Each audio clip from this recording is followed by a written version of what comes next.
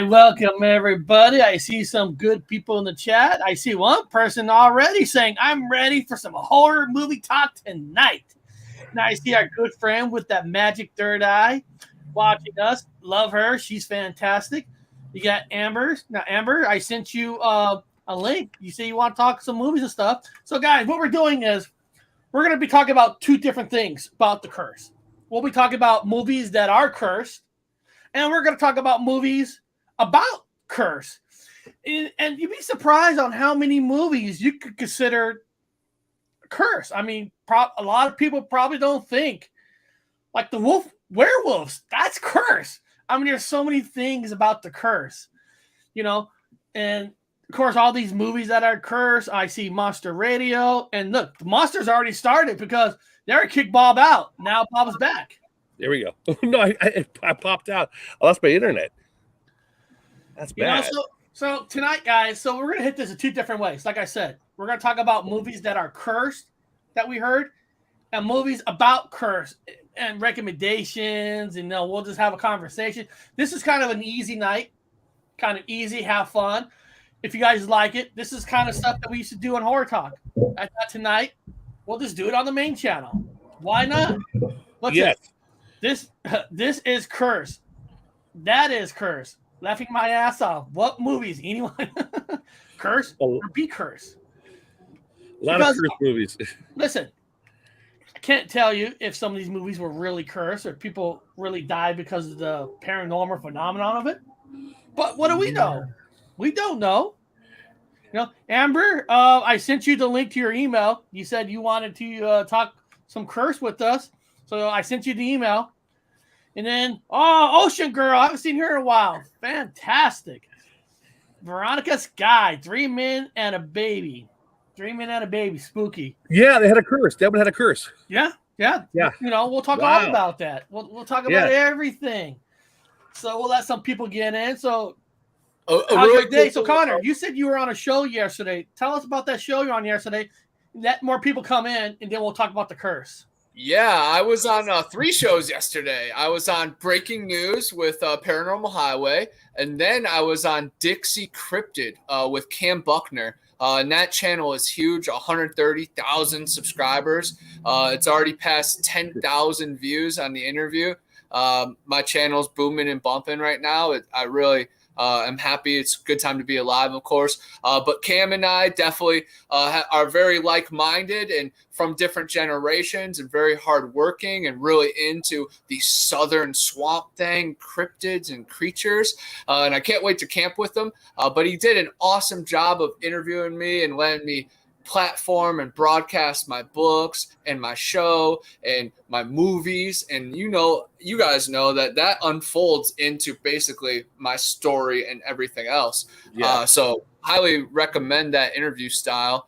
And yeah, it was awesome. Neoma Finn was on for the first 30 minutes. And I'm putting the link in right now. Then your boy pops in, and then the real party starts. But it's really cool that 3 authors can get together and be like-minded and share our thoughts and see where it goes. And it's just a beautiful thing. And it was an awesome night. And yeah, it's really booming and banging, and hope to be back on that show again, because you guys already know I got more to share, more to say, of course. But then I was also on the one time I was abducted by aliens with Jamie and Bree and Bobby, because it was Bobby's Cryptid Corner.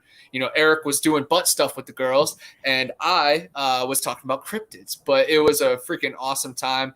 They kind of used the Sean G method, that you just say a word and then boom, I'll just keep going, boom, boom, boom, boom, boom, boom, boom. And then he'll just say another word, and then we'll talk about that for, 5-10 minutes. And it was just a really good vibes, real good, busy day. But yeah, man, it's one day to remember for sure. And I actually am really proud to say now I am a partner with Yeti Bars, which Cam, of course, is affiliated with them. But it's soap and deodorant that is very healthy. And you guys can use my code BA1010, BA10. And it's YetiBars.net. And they're sending me a huge package tomorrow. I'm going to go film a commercial for it. I'm just really excited about it. But all of us hairy guys and stinky things and girls, if you got family members, YetiBars.net, and then use BA10 for. And they're vegan, right? They're probably vegan. Yeah, they're really healthy because they're made for sensitive skin. And it's like screw or no rash. Yeah. Store soap. It's really bad for you. It clogs your pores and then sucks into you. It makes I don't you use sick. soap. Yeah. I use the same stuff you guys, like the vegan bars. Like they're like really well made, and they get down. .net. I was typing in .com because the .com was telling me you got to pay for the domain name, $5,000. Like, okay, I don't want to. Yeah, YetiBars.net and then BA10, BA10.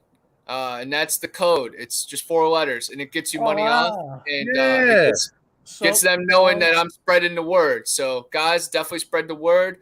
I'm going to be talking about it from here on out, so get used to it. Oh, that's fuck cool. Yeah, dude. Oh, yeah. No, they're cheaper than squash, I bet you.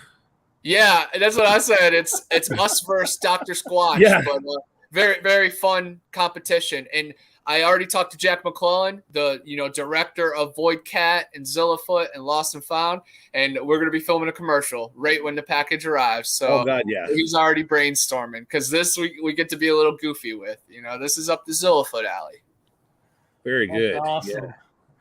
Yeah. I need to try some Bigfoot bars. The way I think it might actually work. I can't use no soap. I'm not joking. In 2006, I woke up. Any bar of soap made me rash. And there's vegan, like the vegan bars, like those, like that soap right there, will actually open it, like actually works. There's no rash, and it gets rid of those tags in your armpit. They're like, no, I don't use any deodorant. I use that soap, that vegan soap, and it works on your armpits, everything. And I bet you what they got is like man musk, probably like patchouli, sandalwood, cedarwood. I bet you that all these things have those smells. And soon I'm going to have my own signature bar of soap. They have a cool one right now, so that would be an easy transformation, of course. But maybe I could get my own style one, like Florida Man, Stench, something like that. I think that would be really cool, or like Cabbage Man, Swamp Thing. We're definitely brainstorming. We're one day into it, and I'm already super freaking excited. But you guys aren't kidding, Bob. You're not kidding because there's a brand there was a brand I was buying. Yeah, Old Spice. Everybody knows Old Spice, but I'm not trying to get gross here. But I was getting rashes on the rash, dude. I was getting rash. I'm like, why am I getting rash? What am I doing? And as soon as I got rid of the Old Spice, and I bought some other brand called Harry. I don't know. Yeah. Harry. And no rash. So some of that stuff does have chemicals that's not good for your skin. Well, yeah, they're like the vegan bars. These things are pure, like earthy vegan. Like people think I'm like, okay, I'm a fucking man. I'm like a manitarian. I'm a beefitarian. I'm an animal eating. I don't eat vegan food. I mean, I put like something on top, call it a salad, but I eat meat. But when it comes to soap, I'm vegan. Pure vegan. Pure oils mixed with the pure oils, man. Oh, God. Oh, man, no rashes, no nothing. And they have like those like woodsy smells. I'm going to leave one for Sasquatch. I'm going to taste it. I'm going to use it. I'm going to see what the girls think. Yeah. I'm really excited. And definitely a Yeti is going to be in our commercial. It's going to be a great time, man. Question for World Bigfoot Radio. Actually, I have a question for him. I see him in the chat. I was going to try to email him. And the question is, because I want to ask him about his content, because he has here, and he's got a lot of great content on his channel. I mean, most people know who he is. And my question to him, if I need to take some 3-minute clips and play in one of my paranormal news show, Bigfoot, breaking news, can I use some of your footage? Because I have to ask, because some people, not him, I'm not saying he does, but some people will send a hit to your channel on purpose. That's why I always ask first, can I use some of his material once in a while? I just take it from them. It's mine now. Well, last time I did that with somebody, they strike my channel down. I know they strike your channel. I know what you're saying. And it's like I'm doing nothing but supporting the Bigfoot community. It's like, why do you hate us so much? Come on.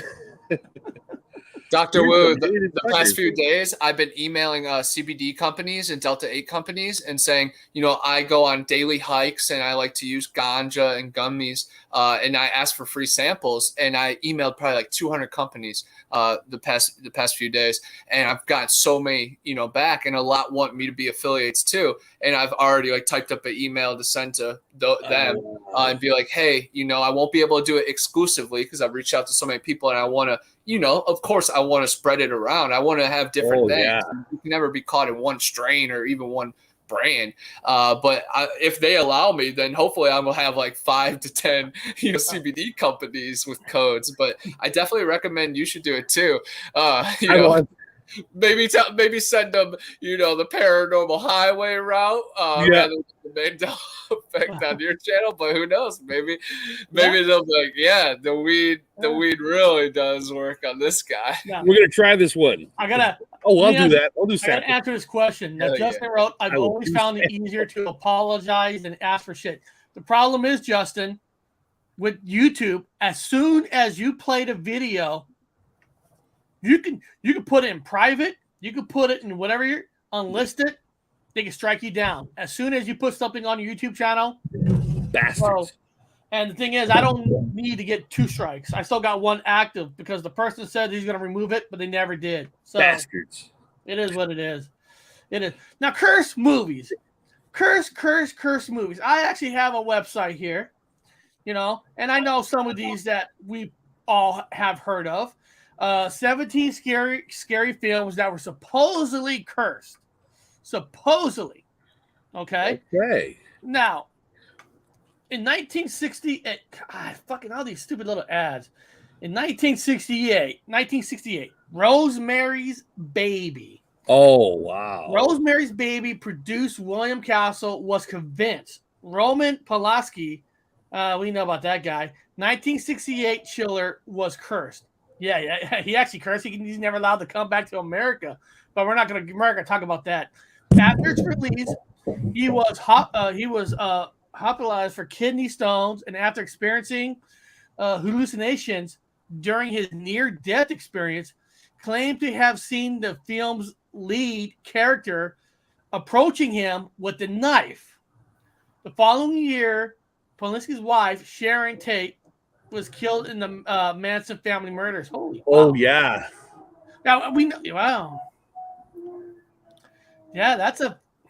He was into some really dark stuff because Sharon Tate, there was like home video of her like tied up and getting beat up, and then she ended up, getting killed, and then they blamed it on the Manson family. I think there was a lot of other stuff at play there. But yeah, him and Jack Nicholson were into some really bad stuff, and that's why he cannot come back to this country ever again. Yeah.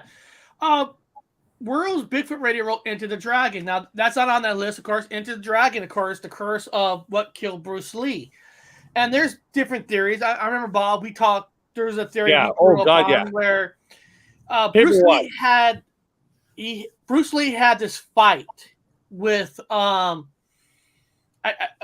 another kung fu master where they did not like that Bruce Lee was teaching their stuff to Americans and all that. And there was this private fight. They even made a movie about it. Yeah. The theory goes that during that fight, the guy did something to him. And later on, of course, we know that Bruce Lee has died. And then they said the curse of Bruce Lee went through Brandon Lee himself. We all know his son, Brandon Lee. Brandon Lee got killed with the stunt gun in the movie The Crow. Yeah, like what's his name? He got Baldwin. Alec Baldwin. Yeah, the Baldwin thing. Yeah, Alec Baldwin. Yeah. But the thing is, the Baldwin, they actually ended up using a real gun with a real bullet. And this they did the same thing there. They shot a wad of paper into that face. Ah! He got she got Baldwin, and then he got Baldwin. Oh, he got Baldwin first, and then she got Baldwin. It switched. Same kind of death. A wad of paper and the pistol. It's kind of like a Mandela effect with the Bruce Lee thing too, because a lot of people think that he got shot on set as well and got killed similar to his son. But then I've heard other ways of him dying, like cancer or something. Yeah. Yeah, very, very interesting. That We got- he murdered or died naturally, and then Let's- it fades over into his Here, son. let me Well, go to Bruce Lee Google. he actually killed himself by accident. He had built this. I'm not joking. He had built this tensing machine at electricity. Like you put it on your body, you put these pads on your arms, your muscles, and you hit a little switch, and it sends electricity through your body, and it tightens your muscles. So it's a way of without working out. It's like working out without working out, kind of a weird thing. Oh. But what it did was it set off because your heart runs on electricity, and it set off his heart. It gave him a heart attack. Now, that's one of the theories, but he died from his own machine. This is according to Google, but what they're saying he died of swelling of the brain. Bruce Lee official cause of death was swelling of the brain caused by an allergic reaction to a headache medication. Although some consider the circumstances of his death mysterious.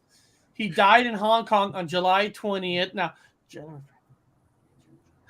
hold on. January, February, March, April, May, June, July. Now, July is the 7th month. So if you take the 7 and the 20, you do get 13.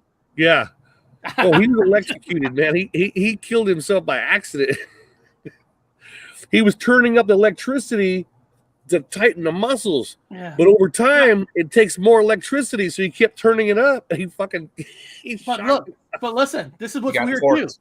Now, read it. Now, he died 6 days before the movie got released. Yeah. Brandon Lee, his son, died before the movie got released. Yeah. There's only one extra scene they needed to do.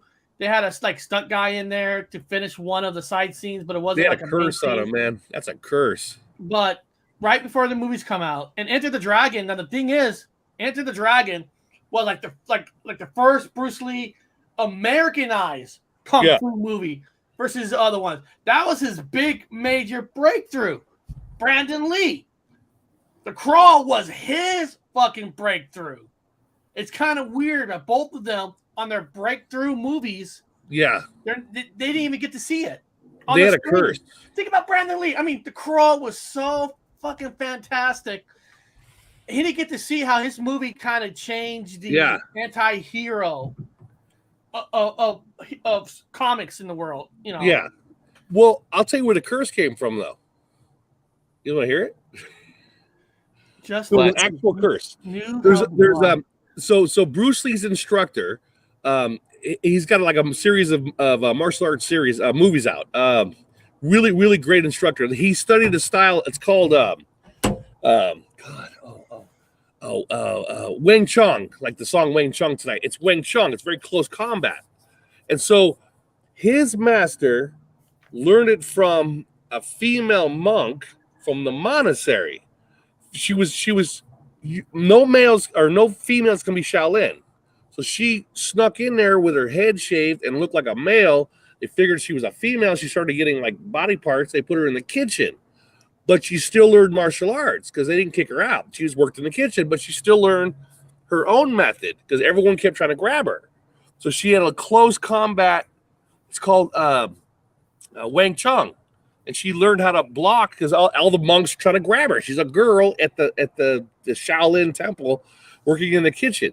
So when she learned all that, she taught it to other students secretly, like the ones she's older, and she teaches her method, her female style of kung fu to a few disciples. Now, one of them learned it, and that was her whatever flavor. And so they had a contact, and so she taught him. He later on became a really badass master at Wing Chun and then taught the master that taught him. And so he learned Wing Chun in Calhoun. Yeah. Pretty much directly from the source. She was a witch. And so she got fucked over, whatever. So she put a curse on her student, which was down to his son. Yeah. Yep, that's one of the theories too. That was one of the original theories on how he died. I remember that theory. The curse on him. About the curse. I mean, do we really know?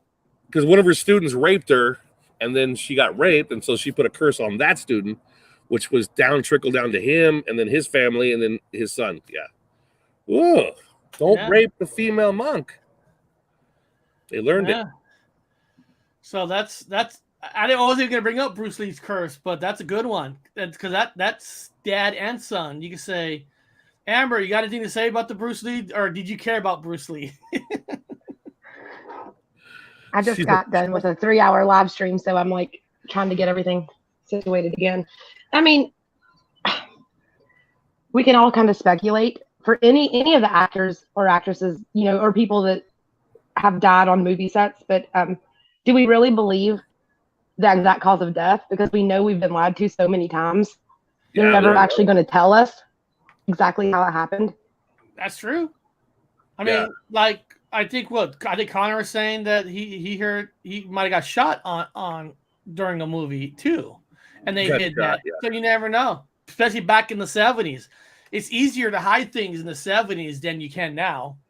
Oh yeah, a lot of murder. And there was maybe the technology's increased so much that they could tell people whatever they want, and people just assume that that's true. That's true. Well, 1973 was a special year.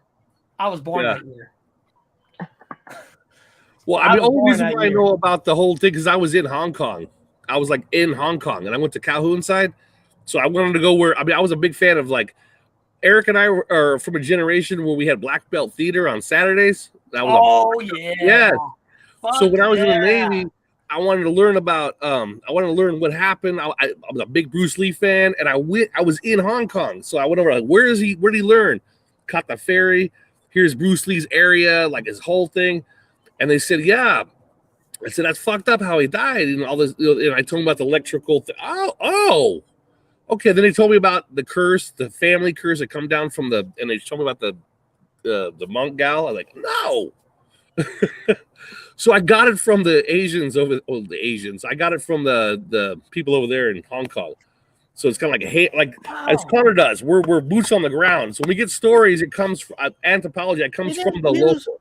Comes from the locals. They didn't use any guns in Enter the Dragon, did they? When they're on that island, there were no gun used, huh? There was no gun used, but there was at the end. There was at the end because they were running around when they came in the helicopter.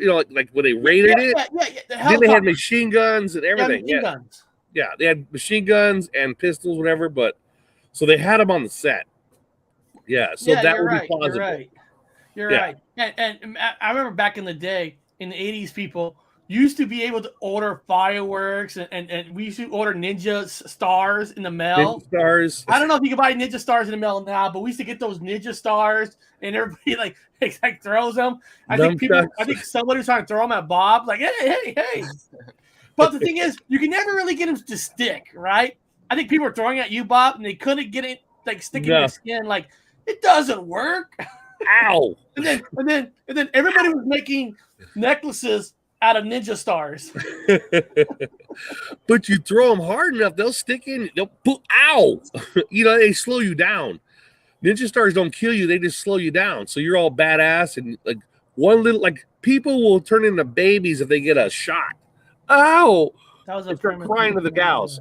No, you're right. He did not allow the guns on it, but when the helicopters come, like when the soldiers came, that's when the guns came. But he's right on that. Yeah. I gotta watch Enter the Dragon again. I mean, it's on one of the streaming services. Great movie. Well, let's find out here. Now, this is The Omen. The Omen was plagued by a lot of terrible incidents.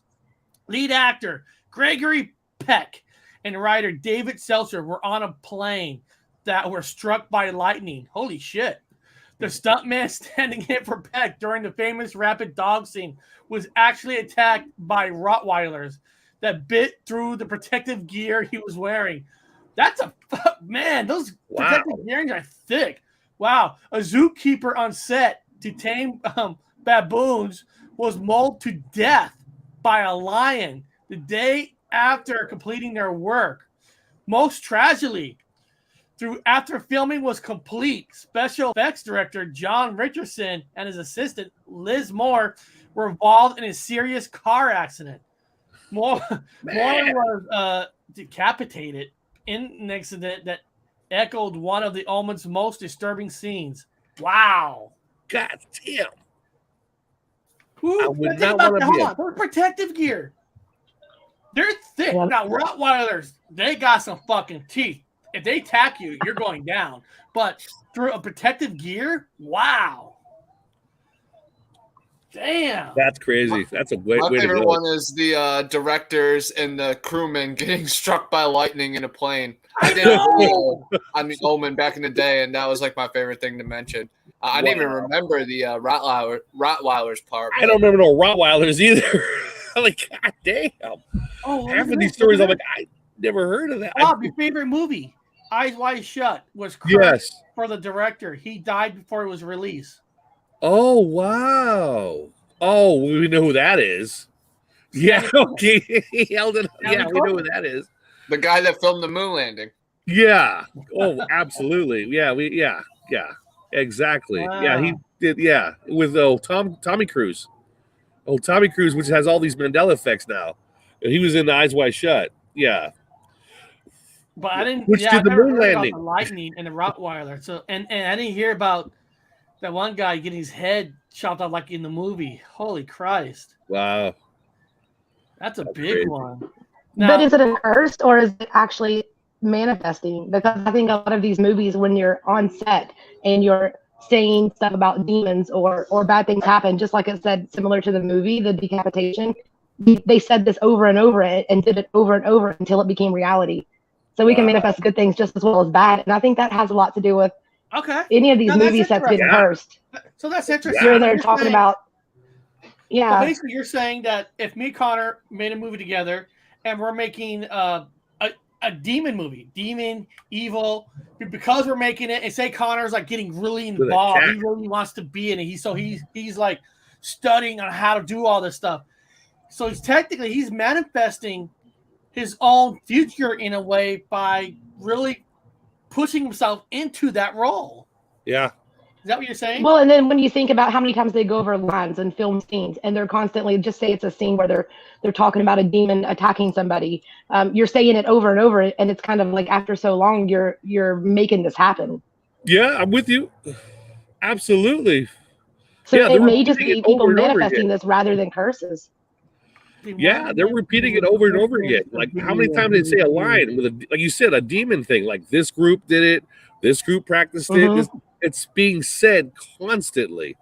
So Right. they could have manifest. Yeah, if this place was like silly putty, it's really soft and malleable, like the living universe. Yeah, you could manifest. Yes. You know, Even just like a one person manifesting something that can make things happen. But when you have directors and all these actors and actresses reading the same script and constantly going over it, you have multiple people kind of chanting the same thing. So it's eventually going to happen. That's interesting. Now I've heard now these kind of directors, because he wrote they wanted him to remove 20 minutes of the video. He refused. There are sections of those directors that do not like anything cut from their movie. No. And Francis Ford Coppola was that way. He doesn't want anything cut from his movie. Ridley Scott, he's another one of those guys, does not like anything cut from his movies. But weird. That is weird. Man, Of course, we all know Stanley Kubrick, one of our famous movies of course, we know Full Metal Jacket, but Clockwork Orange. Oh God.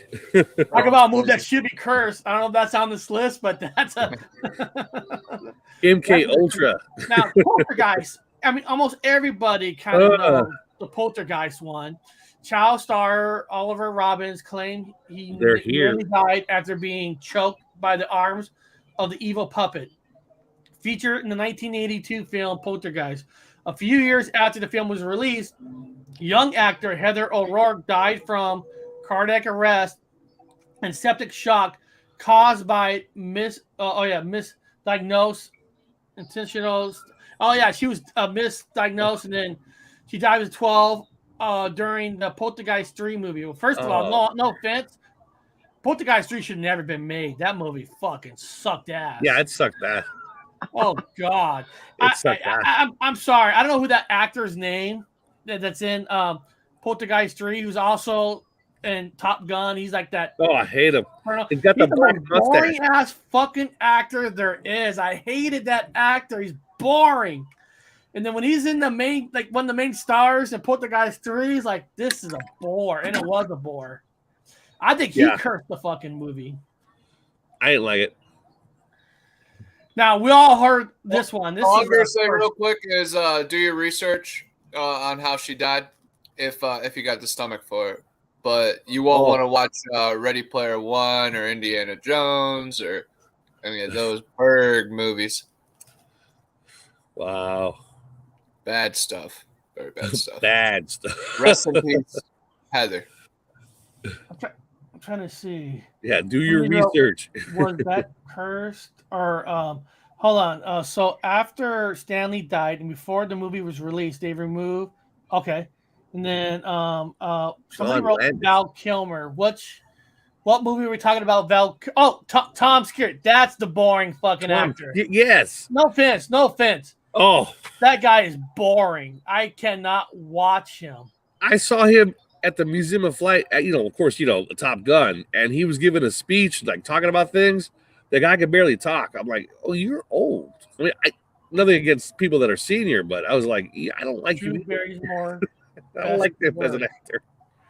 Drew Barrymore. Yeah, he was answering some stupid questions, but like, oh, you don't know about flying, man. You're just a dumbass actor. Anyway. Well, let's see with this Twilight Zone. We know the main story of that. Tragedy hit Twilight Zone movie when director John Landis, who fell out with co-director Steven Spielberg due to unsafely cutting too many corners during productions, push ahead with a stunt despite windy conditions. When a helicopter flew out of control, it came crashing right onto the precious position where actor Vic Morrell and the two children died. Yeah, he broke a lot of course, John Landis went to court. Of course, he got off. And he did a lot of wrong practice where he actually had the two kids act after the hours they're supposed to. And they shot too many lights. I mean, they did explosions where they weren't allowed to do that much explosions. And, so I don't know if that's really a curse. My opinion, that's just a dumbass. No, that's sad because John Landis made one of the greatest horror movies about curse, The American Werewolf from London. Yeah. One of the best. But saying that, in this movie, he is the cause, and Hollywood, maybe they were sacrifices. Like Hollywood, Bob, he got away with it. He didn't get punished for nothing. They got a fine. That was it. Well, he's making children sacrifices so he can have a major film like American Werewolf in London, pay off. So you got to sacrifice some children in a movie. So these guys are like priests that are making movies and influencing people. But sometimes they require a sacrifice, a human sacrifice. So, I'm not saying that people of a certain religion, but he is that religion. And other directors are that religion. And a lot of them are certain religions. And it always ends up where some child dies on their set. Yeah. By the way, I'm just doing a little comparison. Now, you go to the same church as him, okay? But you know what I like, Bob? I like it when people in the chat has watched some shows last week because Justin's talking about one of the breaking news where I was playing Maybe Medela Twilight Zone intro about words being changed. So that's kind of cool that he remembers. We talked about that. That's cool. Nice. Bad directing. Yeah. And he got off with nothing. It's like Hollywood. You got enough money, you get away with anything. It is. Dr. Wu says hi to the chat so I can pull your link. So hi. Bob, what he meant is click. What he's talking about, Bob, is write something in the chat and he'll find your link and put it on for you. Oh, I can't write in the chat on my thing here. I don't know how to write in the chat. You don't let me do it. Oh, no problem. I can't write in the chat. I don't know. People. There's no way to do it. Oh, no. And Bob, what you said about the sacrifices, it still goes on today. It's just in a different form. That stuff's never ended. It's always been there. It's sad, but definitely in that incident, it was an adult making a stupid decision. Yeah. Yeah, I feel bad. It's just they're stupid decisions, but man, when you got kids, I hope they were insured. I bet they're worth millions, though. Oh, there was a hefty ass lawsuit. for money and all that. But you know, Yeah. that's not the curse stuff. We'll get away from that. That's Yeah, well, that's not a curse. That's actually making money. Here it is. I'm putting Robert Wood's link in the chat right here, cool. and you can probably copy and paste it. So this is Dr. Wu's link. So I just got it off the thing. So now this one I never heard of. The Maximum Overdrive had a curse. What? No, they did not. According to this, I don't know what it says. I don't remember any accident for this movie, man. I got Fangora. Go ahead. Okay, Maximum Overdrive, 1986. You always felt like someone was going to die on the set. Actor Laura Harrington said about Stephen King's Maximum Overdrive.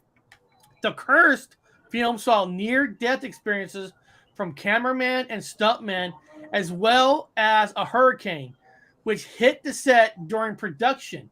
Camera assistant Sylvia Lilla would later say, "Every day we had security because the movie was a very dangerous movie." Now, first of all, if you guys didn't know, that was actually Stephen King's first movie he ever directed. Maximum Overdrive? He actually directed Maximum Overdrive. That was his first movie he ever directed. First and only, I'm pretty sure, right? AI takes over. The AI. Well, exactly. I'm about to say that. You could say that movie's kind of original Matrix. It was an original AI takeover movie. The movie's about a meteorite supposedly go over. They didn't really say meteorite. It could have been a spaceship. It could have been something. And then everything on the planet, everything electronically became alive.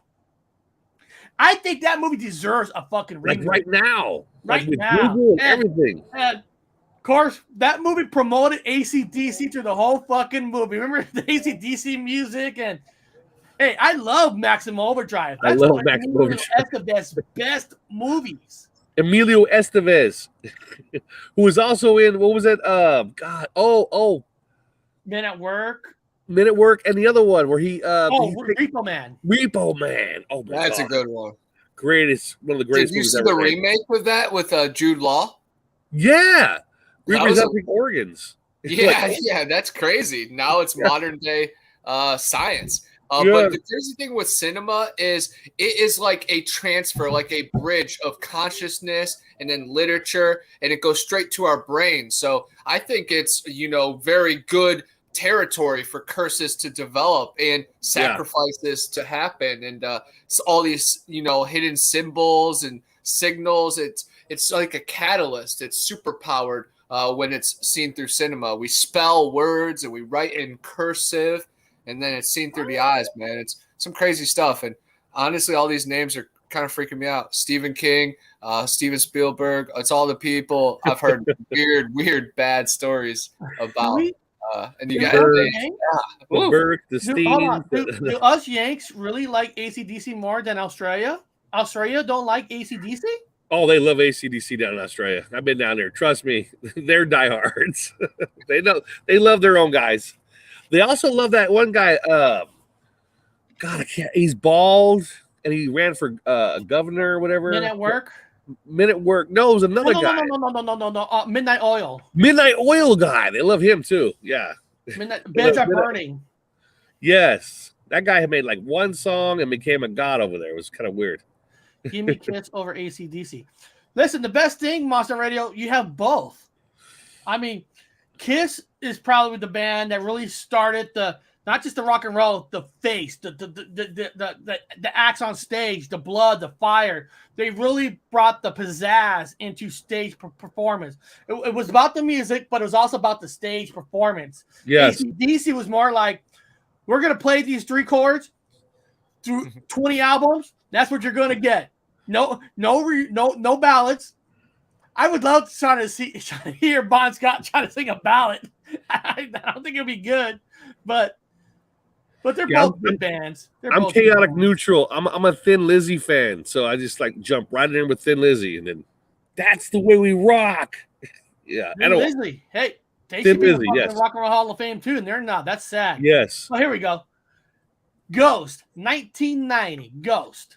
Okay, Ghost may not be scary, but one of the biggest Hollywood urban legends goes to the Poltergeist star Heather O'Rourke, haunted the 1990 film set. Crew members claim to have continually heard the footsteps of an unseen figure, as well as a child laughing. The film was shot on the same soundstage where O'Rourke had filmed scenes as a child actor. Oh, come on, give me a fucking break. Really? The child actor died? The poltergeist girl. So they filmed Ghost where they made poltergeist. So they heard footsteps of a girl. Oh. I don't know. That's stupid. I don't know. I'm sorry. That's lame. She was murdered. So I think it holds to it. Sacrifice. Yeah. I don't know. I just don't think that's that. Your footsteps. Okay. Now, here we go. The Exorcism of Emily Rose. Now, this is Dexter's sister who plays this part. The Exorcism of Emily Rose, lead star Jennifer Carpenter, who's, like I said, is the sister of Dexter in this show, and she's fantastic, says she was haunted by a ghost that seemed to have taste for the musical. Okay. She told Dread Central that while she was working on the 2000 film, a radio would continually turn on itself whenever she got home. Now, Amber is talking about, this is another movie about satanic, about being possessed, probably reading her parts. And like you said, Amber, she kind of made it happen. Manifested it. Yeah, I mean, I think in that case, though, if it's just a radio coming on, that could have been her grandma coming to say hi. Or, you know what I mean? It doesn't have to be something from the movie set or from another actor that's passed away. A lot of people assume that, but just like in the previous one with the footsteps, I mean, who's to say it's not somebody's family member or somebody has abilities on set and they're not kind of in tune with it or realize what they have and things are happening. I mean, there's a lot of kind of ifs, ands, or buts that can go along with all of this. Yeah. But definitely this one, I don't think it's, I don't know. It just seems like it could be somebody. Nothing scary about it. It's like the other one. They're like friendly ghosts, I guess you could say. Nobody's getting hurt. Turning on the radio, footsteps. Okay, like you said, it could be a family member. But here we go. Insidious. Let's see if something good is on this one. Seen this one? Insidious. It was Insidious hospital set where the strange occurrences seemed to go down. While numerous members of the film cast and crew complained about feeling unwell whenever they stepped foot onto the set, where there were also claims that a buzzer from an unoccupied floor of the building would continually go off. What was causing it remains unknown. But you know what? I don't know about that one because... Well, it sounds like her theory but they're creating it. Like, Bob, if you and I go into a dark haunted house, I mean, it's dark. It's already dark. So you're already going into something that's not the normal. It's not normal light. You're going something that is spooky. And you're going in there, you're going to feel the spookiness even though nothing's happening. Because now you're making a set about Insidious where it's about death. The hospital scene is probably seeing that the evil guy dying. You're saying your lines, ghost, like somebody already put it in your head several times. You're gonna call something in, man. You're like, we're here for ghosts, and we've been told there's ghosts here. We're being threatened that there's monstrous, nasty ghosts here. Yeah, you're gonna probably bring in some ghosts. Well, if Amber goes, Eric, that house is haunted. If I go on there, say nothing really technically happened, but because she told me there's ghosts, even a little thing I hear, I'm gonna think it's a ghost. Well, if Amber says, "Let me tell you the history of that. What happened to that kid in there?" Huh? That's mad. And then I go in there. I'm like, I don't expect to see that. Might be there. You gave me the whole history. What I don't understand is like all these movie sets, and everybody knows that people pass away or there's these curses. If they were really feeling unwell and not feeling good, why did they not have it cleansed or blessed or get somebody in there that could see what's going on? Why are they not doing that? Because they're not doing that. Hollywood is not taking those steps to do that. So are they provoking this? Do they want this to happen? Maybe so. I mean, it makes me question it. Yeah, you're right. Yeah, they don't smudge. I mean, it takes a few minutes to smudge. Just smudge the damn area. I had my house smudged. I mean, I'm not like into any. I'm not a new ager, but I moved into my new house at the time, and I said, I need automatically. I'm like, I need my house smudged. It's just what you do. People don't do that no more. Like you said, they're not smudging the set. I mean, They're real. These spirit things, these are real. I've I seen do them. gotta You've ask, seen it. what is this supposed to mean? Grow some hair on your balls, Eric? Oh, because I said about the haunted house? For a second, I'm thinking, is that Joey? Joey No. Roca? They're messing with you. At first, before I saw the name, I was thinking, oh, Joey's in the chat talking about hairy balls. But yeah, Amber, you're right, man. Smudge it. If you don't smudge it before you start saying names over and over and over again, you're gonna probably see them. You know what I mean? I've heard through the grapevine as well that a lot of Hollywood and elites they share a bloodline, and that bloodline really doesn't get sick, and they're kind of they're already so negative. immune. They're immune to a lot of diseases that we get. So if they're all getting sick, then maybe something's going on. You would think they would be smart enough to think ahead and do something about it. Yeah, I did a whole show on these guys. I did the whole man, this person's like Brad Pitt is RHO negative. Leonardo DiCaprio, RHO negative. They're all what's her name that played in Tomb Raider, the gal. Angelina Jolie. Yeah, Angelina Jolie, which had a vial of blood around her neck for her ex-boyfriend, who was also O negative. And she's carrying his blood because he's O negative too. Look, he's O negative. You know, they're all O negatives. And then you have the AB negatives, which is like the African American kind of mixed community. They're AB negatives, so they're part of the same guild. Compliment for Amber. Listen to Amber all day. I'm going to go out on a limb here and just say they're all related too. No, they're related. Yeah, definitely. They're related. Well, yeah, because you have 17% of the world population. Go ahead. I'm sorry to. Monsters Inc.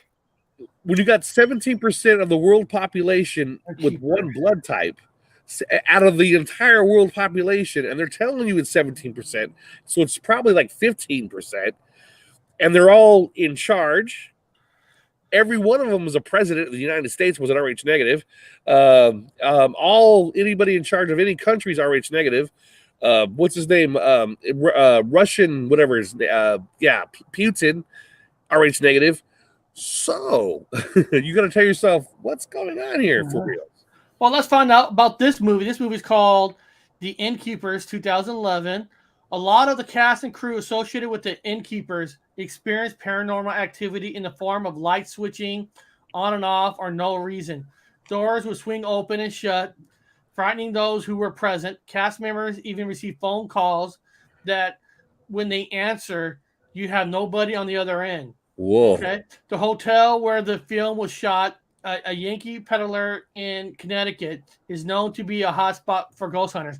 Actually, Amber, let me ask you a question. Amber, I think we never talked about this kind of a haunting. Not necessarily these related questions to this movie, but when people claim to get phone calls and it's the spirit actually calling, is that possible? Have you seen that? What's the thing about ghosts calling people on phones, if it's possible? Or I've never had it happen, but I would love it if it did. I would totally go live on TikTok if it did happen. But I would not say that it's not possible, because anything is possible. I mean, on the spirit side, I do believe that they are so much, like, they know so much more than we know. And when we get to that side, we're going to be like, whoa, this is amazing. Like, I mean, they're just on a different level. So, I mean, definitely anything's possible. I can't wait to be dead. I would think it might be just because when you call on an analog phone, back in the day, on not digital phone, on an analog phone, it's basically white noise. Analog, they could use the analog versus digital nowadays. So back in that day, hardline. You know, I can see where if they get enough energy to talk to you, pick up that phone, they could actually use it. I mean, I don't know. I'm just picking. Well, there was a movie. There was a Twilight Zone episode. What am I? The one episode that freaked me out. Out of all the Twilight episodes, there's only ever one that freaked me out, and it was an old lady, and she kept getting this call. And it was storming outside. The wind was blowing, and her phone kept ringing, and she kept picking up. I think he probably saw it. she kept picking up her phone, and there was this crackly man's voice that kept saying, "Hello, hello," and she's like, "Who are you? Why do you keep calling me?" She keeps hanging up the phone. It kept ringing. She picks it up. She's calling the telephone company. She's like, "What's going on?" And like, "We don't know. The storm is all everywhere." She hangs up, and it kept ringing. And finally, she gets up. The telephone company says, "Ma'am, we found your telephone wire. It's in a graveyard, and a wire was in the ground at a grave." Like, oh no! I don't remember that one. Wow. Oh my god! I was like, no. There is an Ethan Hawke movie. I don't know if it came out yet. Connor knows. There's the one he's coming out the horror movie about he captures these kids, and there's a black phone on the wall, and when he picks it up, he's talking to the ghost. Yeah, it keeps getting pushed back. So it's gonna be like end of summer. But it was supposed to be out already. But yeah, I'm super excited for that. And I also want to throw in the director of the new movie X is the guy that made the Innkeepers. And Innkeepers is a really cool, chill movie. And I would love to visit that Yankee Peddler Inn one day. But yeah, T.I. West, the same guy that made that new X movie. And that new X movie is so crazy because they have a prequel already filmed and done. Nice. So it's about to roll out very soon. So it's going to be super cool. And So I just love how sometimes these modern movies, like these curses, might be super moderate, but I still definitely am very interested in it. I think older cinema had the realm for it to just happen. Nowadays, it's all happening behind closed doors, like Eyes Wide Shut style. That's why they killed, Kubrick, of course. Yeah. But I love hear about Jeffrey Dean Morgan, what he's going through, in 2012. Yeah. Well, let's see. The Possession, 2012. Jeffrey Dean Morgan, who starred in 2012 horror film The Possession, didn't believe in ghosts before filming began, but walked away convinced they are real. According to the film star, odd occurrences plagued the set, which included the explosion of light bulbs and cold breeze.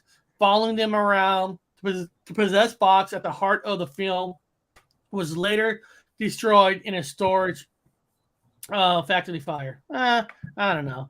Oh, you know what? Guys? Just remember the phone. Don't you guys remember the movie Emily Rose is supposedly based on a true story. Yeah. And part of that true story is that every night the lawyer, the attorney who's representing Emily Rose, was getting a phone call like every morning, like at 3 I can't remember the devil's hour, 3:16 and all that. And that supposedly really happened, that she got a phone call every night around 3:00. Yeah, 3:30 is when it's over. Like you get it when it starts around midnight, then it starts, then everything's evil. It actually stops at 3:33. Yeah. That's when the veil is the thinnest. And then it stops around 3:33 because of the numerical number, whatever, on your time clock. And then that's when you guys can turn the lights on in your bedroom.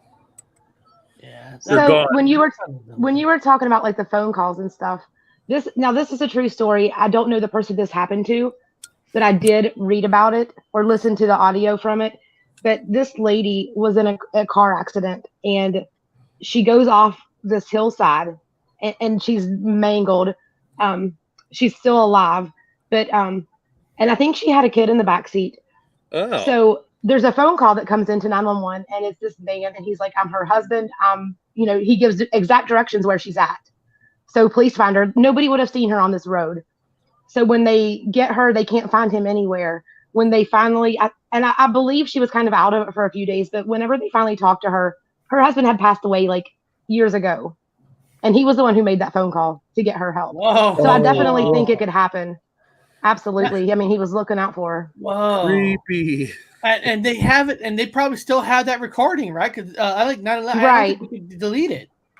That's kind of shit. So how do things they? I like to do is listen to 911 How calls. can a skeptic prove that? Or I wonder if a skeptic will say, "Well, that's somebody else that's calling." I mean, that could be a hard one to try to prove that didn't happen. Especially with the technology where you can take that phone and they could do like diagrams, with the original voices and stuff. That's a good Right. one. Wow, Amber, that's a good one. Maybe the husband, he dreamt it. Like when you dream, you get to fix problems you had in the day. When you have dreams, it's always about that day before or the day you were at. It had a bad day. It's always a nightmare or whatever. But also, it's the same kind of a day that you go back and repeat yourself as like a person in another dimension and fix the problem. Then come back. So your dreams are actually you fixing the problem. If you go to any dream specialist, well, your dreams are about your problems. Yeah, I know. And in your dreams, you're supposed to fix your problems. Okay. Well, first of all, I want to say that if you guys notice, Daniela is one of the first person who ever signed up to my channel, and she's still with my channel. You guys need to follow suit and copy her and join the channel. So I want to thank her personally for sticking with the channel, and I appreciate her support. That's awesome. Just want to throw that shout out. That's, it helps. It does help. It helps. So Yeah, here we go. The Conjuring. 2013, The Conjuring, another satanic kind of a movie. 2013. Vera Flamingo, who played a real-life paranormal investigator, Lorraine Warren, in The Conjuring, was so uneasy about making the film that she left the script outside her house. Despite this, one morning she woke up to find 3 slashes on her laptop screen. Been there. The eerie thing, though, happened when the family whose real-life haunting the film was based on visited the set. Crew claimed that a strange gust of wind followed them wherever they went. Maybe the husband just has bad gas. I don't know. That's interesting. But so Bob, you said something about 3 scratches on a laptop. That happened to you? Did Dr. Wu die? Holy shit. Oh, because he was saying something about he said in the background, heard Bob say something about the 3 scratches on the laptop. So, I don't know. If they're working outside, they're saying that wherever the family walked, a wind kind of blew with them. I guess you have to be on the set. I guess. So with the Warrens, I kind of have a bone to pick with them because a lot of people look up to them for actual paranormal evidence. And they had this paranormal research society that they created, like this place, but they never showed their evidence. They refused to ever show anything. They never showed it. And they had nothing to show for it. But they were actually kicked out of that place because they were there like a couple hours. And then the family was like, you guys have to leave. So a lot of what happened, they never helped them with this stuff. No. Like it's all fabricated. Absolutely 100% true. They were kicked out. They were asked to leave. Amityville Horror. Yeah. No. The Conjuring. They were Ed Lorraine investigated. They were asked to leave. Now the Amityville Horror, they investigated, but like after the fact, they weren't really there from the beginning of that. So they really don't have that much to do with Amityville Horror, except for that famous picture. Yeah. But I think even they said that Amityville Horror wasn't that bad of a place. They didn't pick up nothing. Like you said, nothing bad. I'm like, are you kidding me? That place was evil. But then again, it was like a fraud or some weird shit. Yeah. Amityville Horror. You have to expect them to add in a little bit of stuff, but they're fully taking credit for like all these cases and saving the day, and they didn't help any of them. You know what I mean? Like they didn't do anything for them. Right? They should. Sorry. We offer our services. Me, Bob, Connor. I keep telling Discovering Plus. I send them an email saying, "We'll investigate anything." You send easily. We don't even need it. Me, Connor, and Dr. Wu don't need equipment. Nah, the 3 of us walk in there like, okay, let's set up equipment. Science Bob, here. Bob, we don't need equipment. Us 3 don't need a fucking equipment. I'm not afraid of the night. We'll bring a 6-pack of beer. Actually, 3 of us will need a keg of beer. We'll talk to those ghosts. A pound of weed and a couple of kegs. We will seriously debunk everything in that haunted place. Any haunted place. If the governments want us to like fight a dragon or like debunk something, a keg. Connor wants weed. Well, I want some with him. Eric, you want chicken wings, right? Yeah. Yeah. Why not? We're gonna debunk a place. You guys want to see something about a movie about a curse? I can't show you the movie, but I'm gonna show you guys something. This movie is fucking cursed. You better get ready. Hold on, get some popcorn. You might be scared.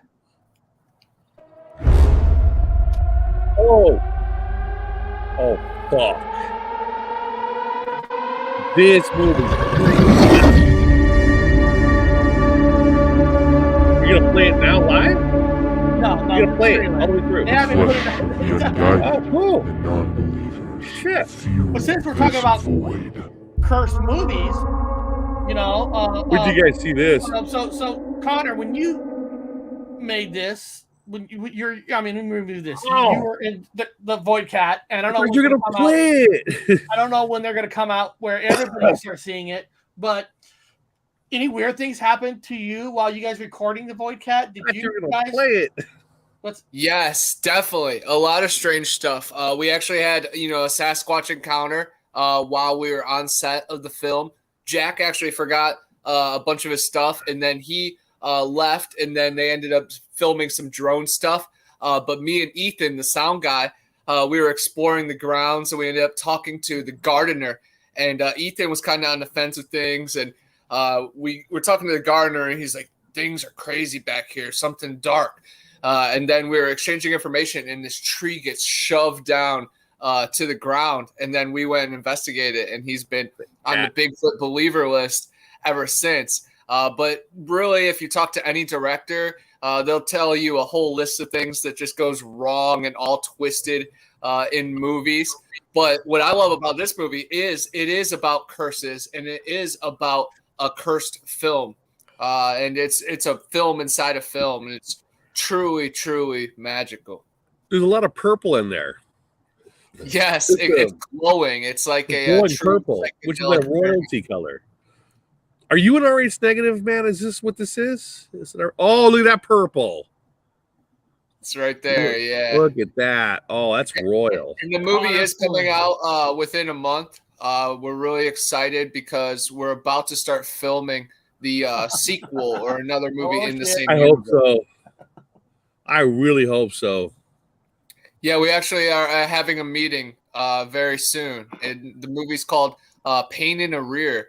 And I play a car thief in this new one. And I steal a car, and then I hear a thump in the trunk, and then I pull over, and it's a girl, and she's like hogtied, and she sees my face. So then I'm in the debacle of like, do I kill her or do I help her? Because, she's a witness. And then I end up just like postponing it. And then the chop shop guy, ends up wanting to kill her. So I have to step up. And then he ends up taking her into the woods, and she takes care of him, because she's a monster. And then the rest just unfolds. And hopefully she takes me under her wing and puts me right under her foot. But it's just going to be really crazy. And it's going to be some more cryptid creatures just in this universe. And just really excited. But, man, being on film sets, 100%. Things happen. Strange energy gets passed. You start acting weird yourself. You get delirious. Like you guys were saying, it's like seances. You keep saying the same thing, reading it, manifesting it. The director is demanding energy out of you, and it's all being captured on film by eyes being watched forever and ever. So there's just a lot of energy inside of it. And the film is finished. Yeah. Man. At least the Void Cat is finished. Yeah, man. It's gotten first place in some film festivals, and we got to get first place. Awesome. And I've seen it. I've seen the whole movie. You guys have not seen this movie. What the fuck is wrong with you? Yeah, it's pretty cool. They can't see it yet, Bob. They can't see it yet. Yeah, get high. Get some beers, man. Relax. Don't get too nervous because it comes at you. It's harsh. At some points, it's harsh, but Connor pulls it off. Yeah, and Connor does pull it off because he does it not with the words, the way he looks. He's an actor. Talking to him. I mean, Yes, right here, right here. And I'll tell you right now, another cursed film, Zillafoot. I'm still figuring out the curse. No, what the real curse is, every time I'm with Jack and I'm at the comic book store or on these shows, I'm always talking about Zillafoot. And Jack, he curses at me because he's like, do not fucking talk about Zillafoot. Because it's a little embarrassing for him. But Obelisk, what up? That's my shape. That's my It's size. on Amazon Prime right now. Yeah, you guys can watch Zillafoot both free on Amazon Prime. But if you want to buy it, Walmart.com or Walmart in your store if you're lucky. Well, I guess pizza, not free. You gotta have a Prime membership. Like or do shots, like get shots lined up, get booze in, get everybody in the house, and then put it in and wait a little bit because somebody's running late. Like everyone's in, you're like, oh fuck, I want to watch it now. Wait, take shots. We're gonna have to agree that every time that Connor does this, we take shots. Every time he looks like this, we take shots. It's a whole. You could have a whole party with this fucking movie. No, yeah. Well, speaking of Zillafoot, I know when I watched it, I mean, I didn't have any like afterthoughts like later about it. But then when you guys had that show where you had the lady who was talking about dreams, that night you were talking about Zillafoot, and that night when I dreamt, there were 2 Zillafoots chasing me and like my kid and like some of my family, and there were all these abandoned houses. So we're like trying to climb up in like different cubby holes in this house, and they were like outside tearing up walls, and I don't know. All the guys in my dream were like, we're going to the food court. Like, where was the food court? We're out in the middle of this abandoned place, but there were 2 Zillafoots, and they were chasing me, trying to kill me. I love that. It was crazy. Amber, 10 times better than the movie. Yeah, it's just a movie. Everybody in the sidebar, guys, their only movie. I know a lot of you are going to be emotionally upset and have kind of problems and dreams. Godzilla put together. Yeah. Zillafoot, Godzilla. Try not to let it affect you like that. Let me see if I get a picture of a Zillafoot. It's kind of like a curse. It's kind of like a curse. If you guys watch these movies, you're affected.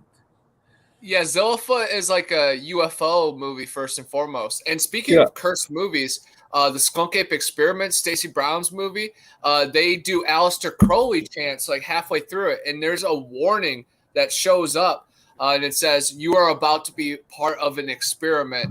You can leave now." And I just think that's really cool. That's some great fucking art. That is great art.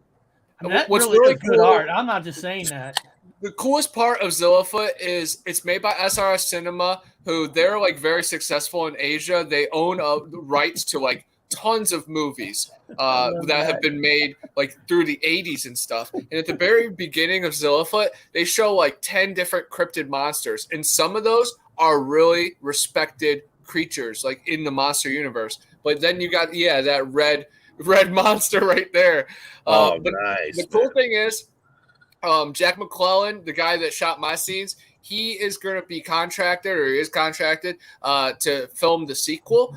So our 3 characters are going to be the main characters in the sequel. So it's going to be definitely a higher standard. It's a fun film. It's really cool. But all the SRS Cinema movies, if you're into that kind of stuff, there's House Shark, there's Shark with a Chainsaw. There is so much crazy stuff. But yeah, it's in Walmart right now. And that actor right there in the right, he's been in tons of like scary, weird cryptid movies, and I love like 7 Degrees of Kevin Bacon and stuff like that. Oh yeah. Literally, I'm like 2 moves away from Kevin Bacon, but I love just being all connected. Dude, can you imagine, Eric, if Connor gets connected to fucking Kevin Bacon, then we're connected to Kevin Bacon. Oh, for sure. It's in like 3 moves. I'm in a movie with a guy that's in Remember the Titans, and with Denzel Washington, and Denzel is with John Goodman, and John Goodman's with Kevin Bacon. But I'm sure we could make it even faster than that. So close. Yes. Put the link for IMDb for Zillafoot. We're so close, man. 4.5. That's rough, guys. Please go on IMDb and give it a 10 so we can get above 5 at least. Yeah. Honestly, I high standard is above 5. But who gives an F? You know, it's a fun movie. But if you really dive deep into it, there's controversy in Zillafoot too. Like SRS Cinemas couldn't get the movie made for like 5 years, and then they finally just got it made last year. Oh, Connor Flynn, Crypto Research Officer. See if you click on my page. See if it actually goes to my IMDb. Absolutely. He's you're author. You're an author. Yeah, I think that was they must not credit it right, just because I do have an IMDb page, but do you really? Yeah. Oh yeah. That red monster that he showed at the beginning, it kind of, not the red part, but the face put me in mind of the Mothman so much. The Mothman, yeah. Like the head. Now it's got me thinking of Mothman like an alien, or you know what I mean? It's got me thinking now. The guy with a skinny outfit with a Mothman head. That's Christina Ricci. Yeah. Why is it? That's it, Eric. Huh. It doesn't show a picture, which is stupid because I'm already tagged in like the Void Cat picture, but maybe you're related to these two. Yeah, Kiernan and Christina, Sabrina and Wednesday. Huh. Weird. All right. Let's talk about movies that are technically based on Curse. How about show me a video? We're on Horror Talk. You guys know I got my list. I got some short ones real quick. Let's do it. Passion of Christ. I have that right over here. That's a cursed film. A lot of people bash on that and said it should have never got made. Jim Caviezel actually got struck by lightning and then wasn't it? Like twice? Yeah, he got struck and then someone else got struck and then he got like a really bad infection. A lot of crazy stuff. Tower Heist, Eddie Murphy, Matthew Broderick. That's a cursed movie. There was a lot of stuff that went sideways on that. Cannibal Holocaust, really wild movie. A lot of people believe those actors actually died because they did sign a clause to like be out of the eye for like 9 months, but the director ended up getting arrested and stuff. But he proved that they're still alive. But then Waterworld, which is a really cool one with Kevin Costner, of course. A lot of people got on that, and then there was lots of problems with filming because there was a hurricane that hit the set. Kevin Costner almost died on it. Yeah, multiple times. Yes, and multiple times. I think someone got electrocuted too. Yes. If you're always on water and you need all like those electrical things, dangerous stuff. Was not to come out as a movie. It's why. Right. Blair Witch, Poltergeist, the Omen, The Crow, The Exorcist, Rosemary's Baby, Took. That one was supposed to get made. John Candy, Jim Belushi, Chris Farley, and then another guy, I think Sam Hinnison. All four of them were supposed to be in it. All four of them passed away. Very sad. There's a Superman curse. That something always happens to all the Supermen. Which, of course, we've seen in the past. Nicolas Cage was supposed to be Superman. That movie never got made. Henry Cavill, he's had a lot of mental health issues. Of course, the original Superman, ended up having a problem on a horseback, Christopher Reeves, and that, kind of went sideways. Just a lot of crazy stuff. And then Lord of the Rings, Two Towers. A lot of stuff went wrong on that set. But definitely go to my YouTube. Eric, if we could we scroll on my YouTube, scroll down like pretty far? Because your TikTok. A ton of videos on cursed films from my movie store because I would find them and then tell the history on it. You still a TikTok on this? Yeah, I definitely have done a couple TikToks, but I definitely recommend everybody should do it. Me and Amber, we paved the way so all you guys could just, duet our videos and get caught doing that. Like, do your thing. I mean, it's not a movie, but isn't it kind of like, isn't there an NFL like the Madden cover curse too? Oh God, yes. Like, right? So you know it. It's too close to home. Right here, I got Madden with Peyton Hillis on the cover, and Amber hit it right on the head.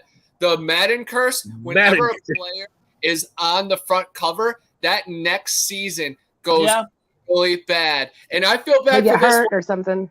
Cleveland Browns is on the cover. Peyton Hillis. This is the only year that they actually put it into the fans' vote. In Cleveland, we show up for our people. So we voted this guy in. He got cursed. He had no say in it. But Ray Lewis, I also got him. He got injured the following season, but he is also a murderer. So, well, how about this? How about this, Connor? Let's hear you. Let's hear you. You guys about the Madden curse. Hey y'all, it's Connor from Bigfoot Anonymous. I'm here to tell you guys about the Madden curse. Every player that appears on the front cover is plagued by bad luck. First is Eddie George. He bobbled a ball in the playoffs that ended up leading to an interception and a loss. Dante Culpepper the next year had a knee injury and was out for the season. Marshall Faulk also battled a very bad ankle injury, and his career was never the same. That's true, yep. Michael Vick broke his fibula. Ray Lewis, one of the most intense players ever, battled a broken wrist. And he murdered somebody, got away with it. Donovan McNabb had a sports hernia that lingered. Sean Alexander broke his foot. Seattle. Yep. Vince Young was on suicide watch. Yep. And Brett Favre injured his bicep. Never was the same again.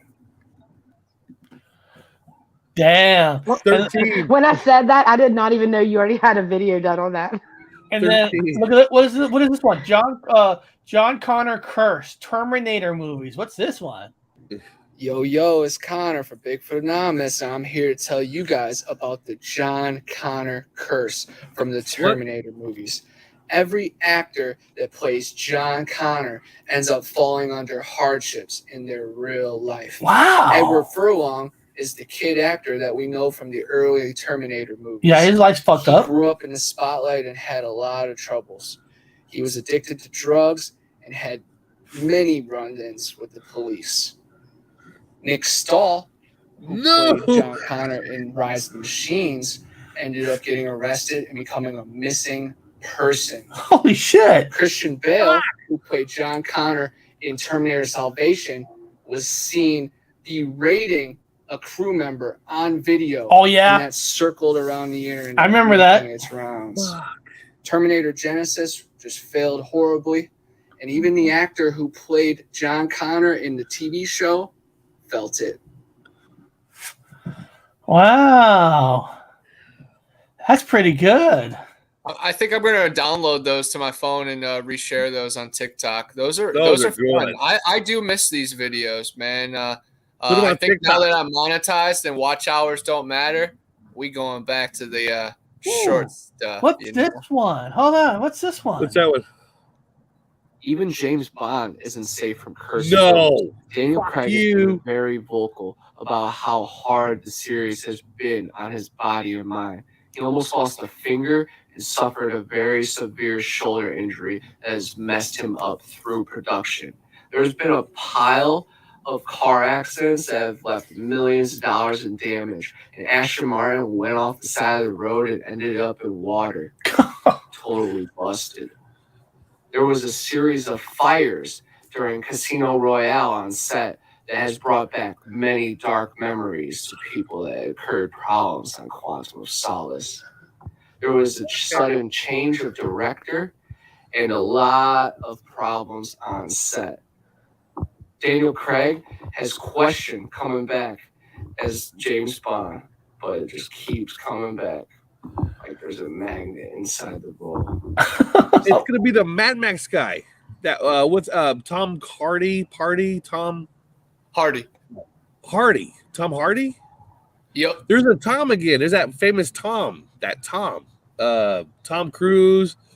Tom Hardy. Okay, that famous Tom. We got a whole new weird list going on here for Toms.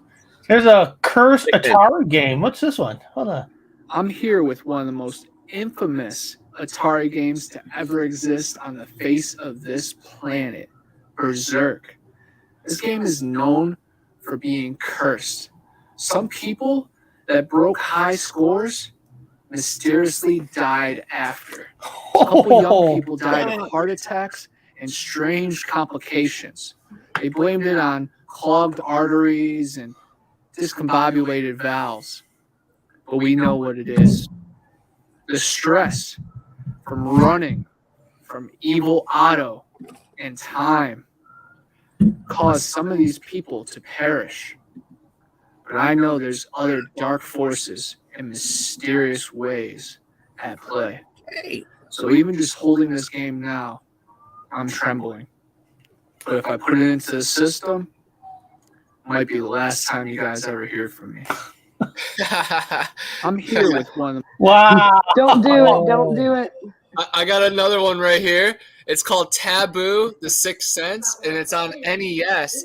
And this game predicted people's death. It's a Ouija board game, and you can talk to the game. And yeah, it predicted some people that they were going to die and that they ended up dying. Eric, can you pull up that one? Scroll up just a little bit, and then it's that Antrim. We're in the center right now. The layer To the left. Outro. Yep. It's like they are manifesting their own shit. This movie, guys, this is it. This is the You're first right. They're manifesting their own futures. So this is how Antrim starts. Oh yeah. Whoever watches this movie dies. There's even a legal notice that warns you.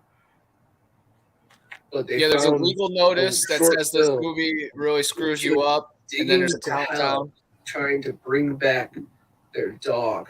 And this movie has a bunch of demonic images and strange sounds and high frequencies that can make you sick.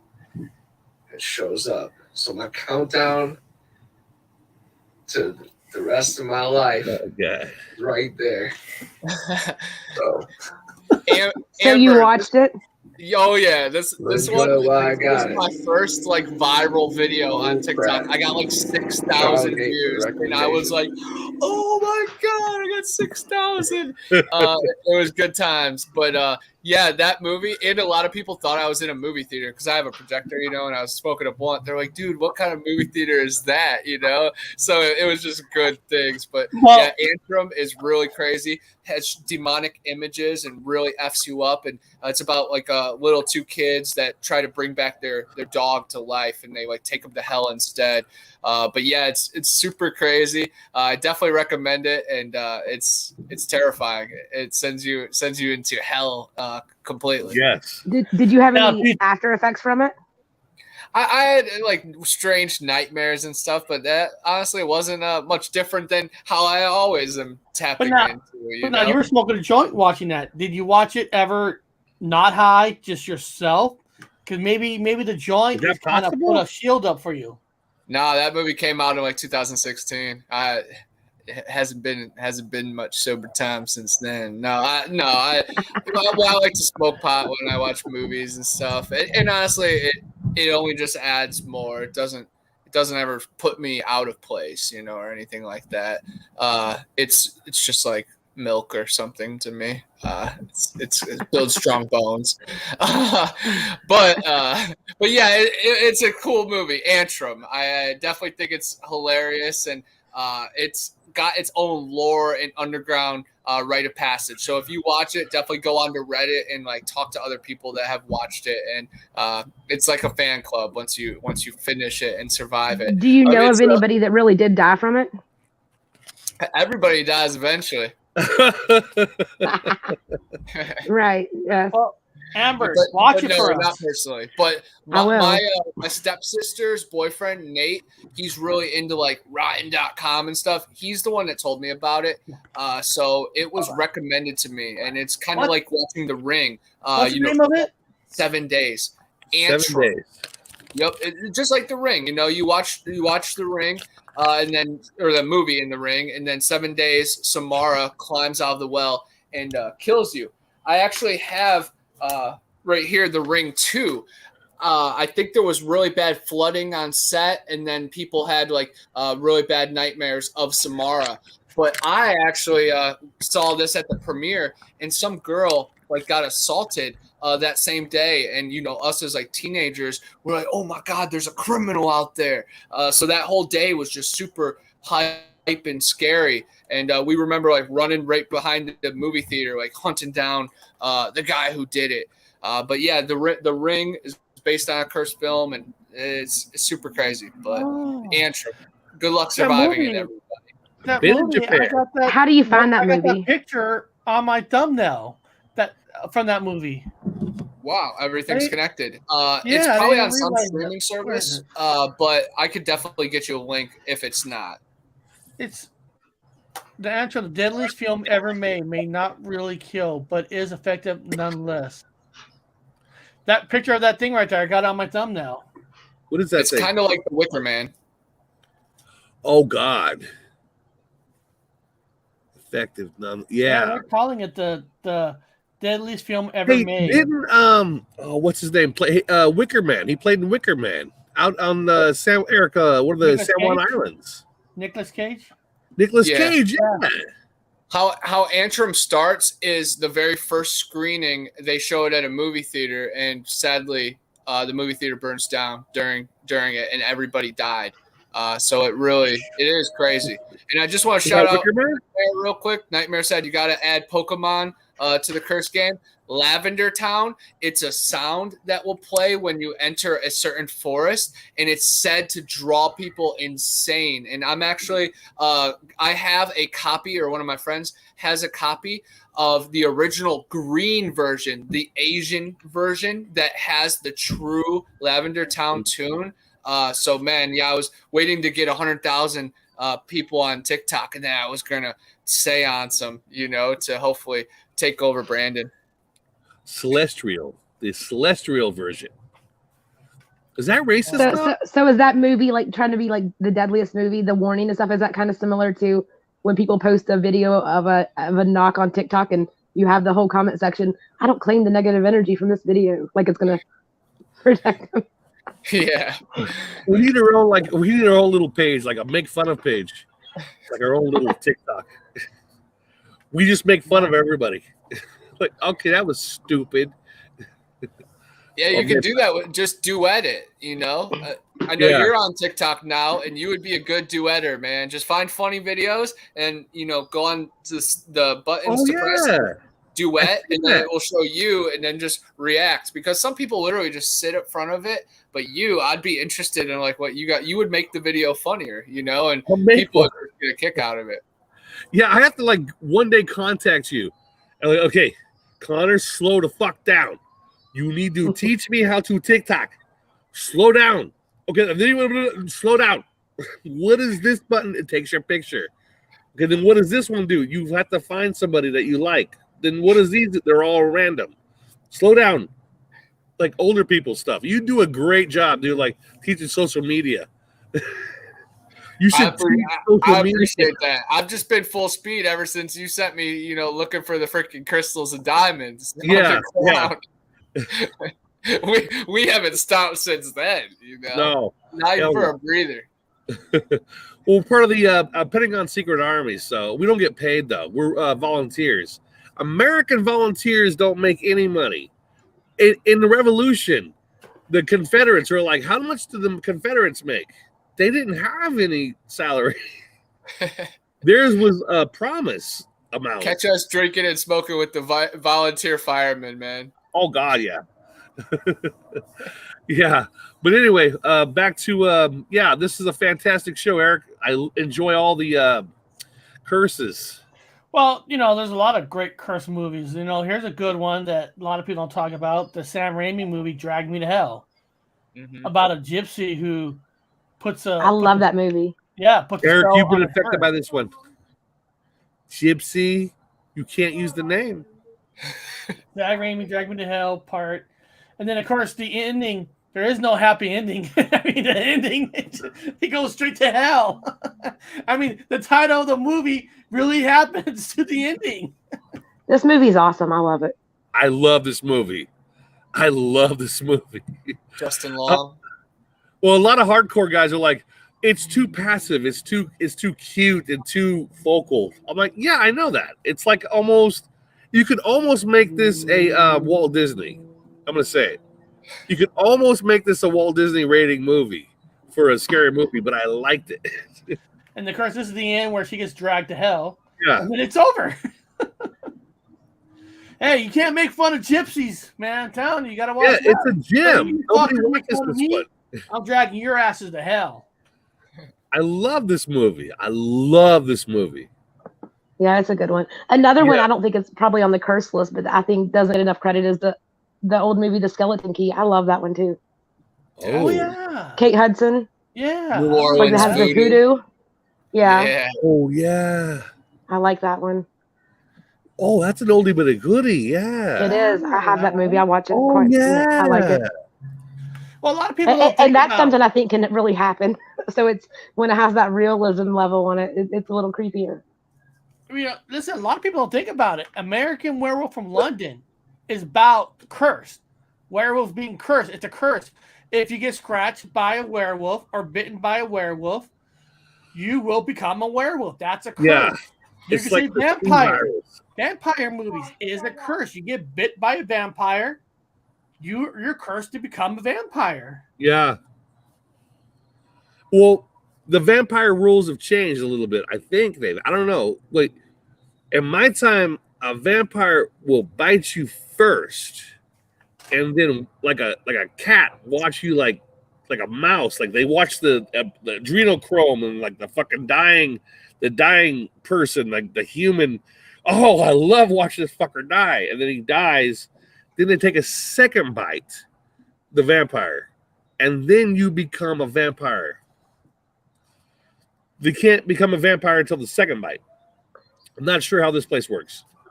But even the ones that got scratched by the werewolves or bitten by the vampire, they need to just be glad they weren't like complete dinner. Yeah. They survived it. Yeah. Well, remember this one? Jim Carrey in Once Bitten? Yes. And Once Bitten, I think you only become a vampire if you stay a virgin. Because in this one, before he got bit the third time, he had sex with a girl, so he can't become a vampire. Because he's not a virgin. So that theory is you can only turn people into vampires if they're virgins. Oh. So in that case, a lot of us we're safe from being a vampire, right? So to help you out vampires in that theory, yeah. In that show, they have to be virgins. Yeah. Vampires can only attack virgins.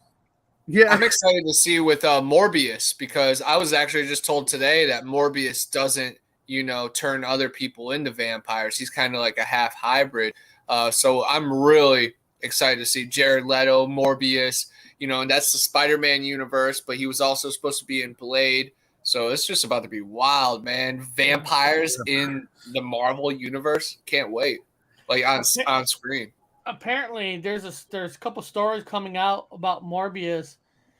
Nobody knows what's true or not, that there's a group of people that are pissed off and they're very angry, but nobody's seen the movie yet. There's a story that's coming out where, because in all the trailers they were showing relations with Spider-Man, and apparently Michael Keaton's Vulture character, and you saw him in the trailers. Apparently Michael Keaton, every part he's in is cut out. Why? And I don't know. Nobody knows. It's supposed to come from a good source, but nobody really knows. But the weird thing is, a few days ago, the actor and the director is talking about, it's in the universe, like he is, but apparently they're not. And they're pushing the whole movie that Michael Keaton's in it to some parts. That Spider-Man not physically in it, but the connection with Spider-Man. But apparently, I don't know. Nobody's seen it yet. But I don't know what's true and what's not.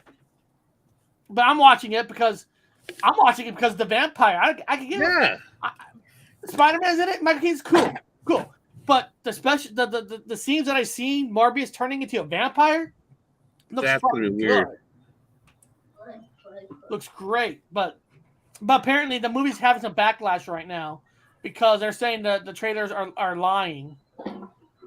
Like they're using the Spider-Man to sell it without them even being anything in it. So I don't know.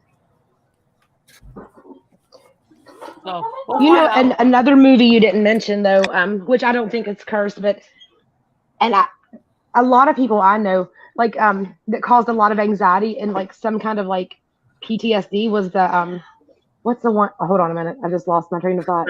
The what is it called? Oh my gosh, no, the one where the like the truck has the logs and like where they're dying. And, Final you know what I'm Destination. talking about? Yes, Final Destination series. Oh my gosh, God. that movie Yes. jacked a lot of people up.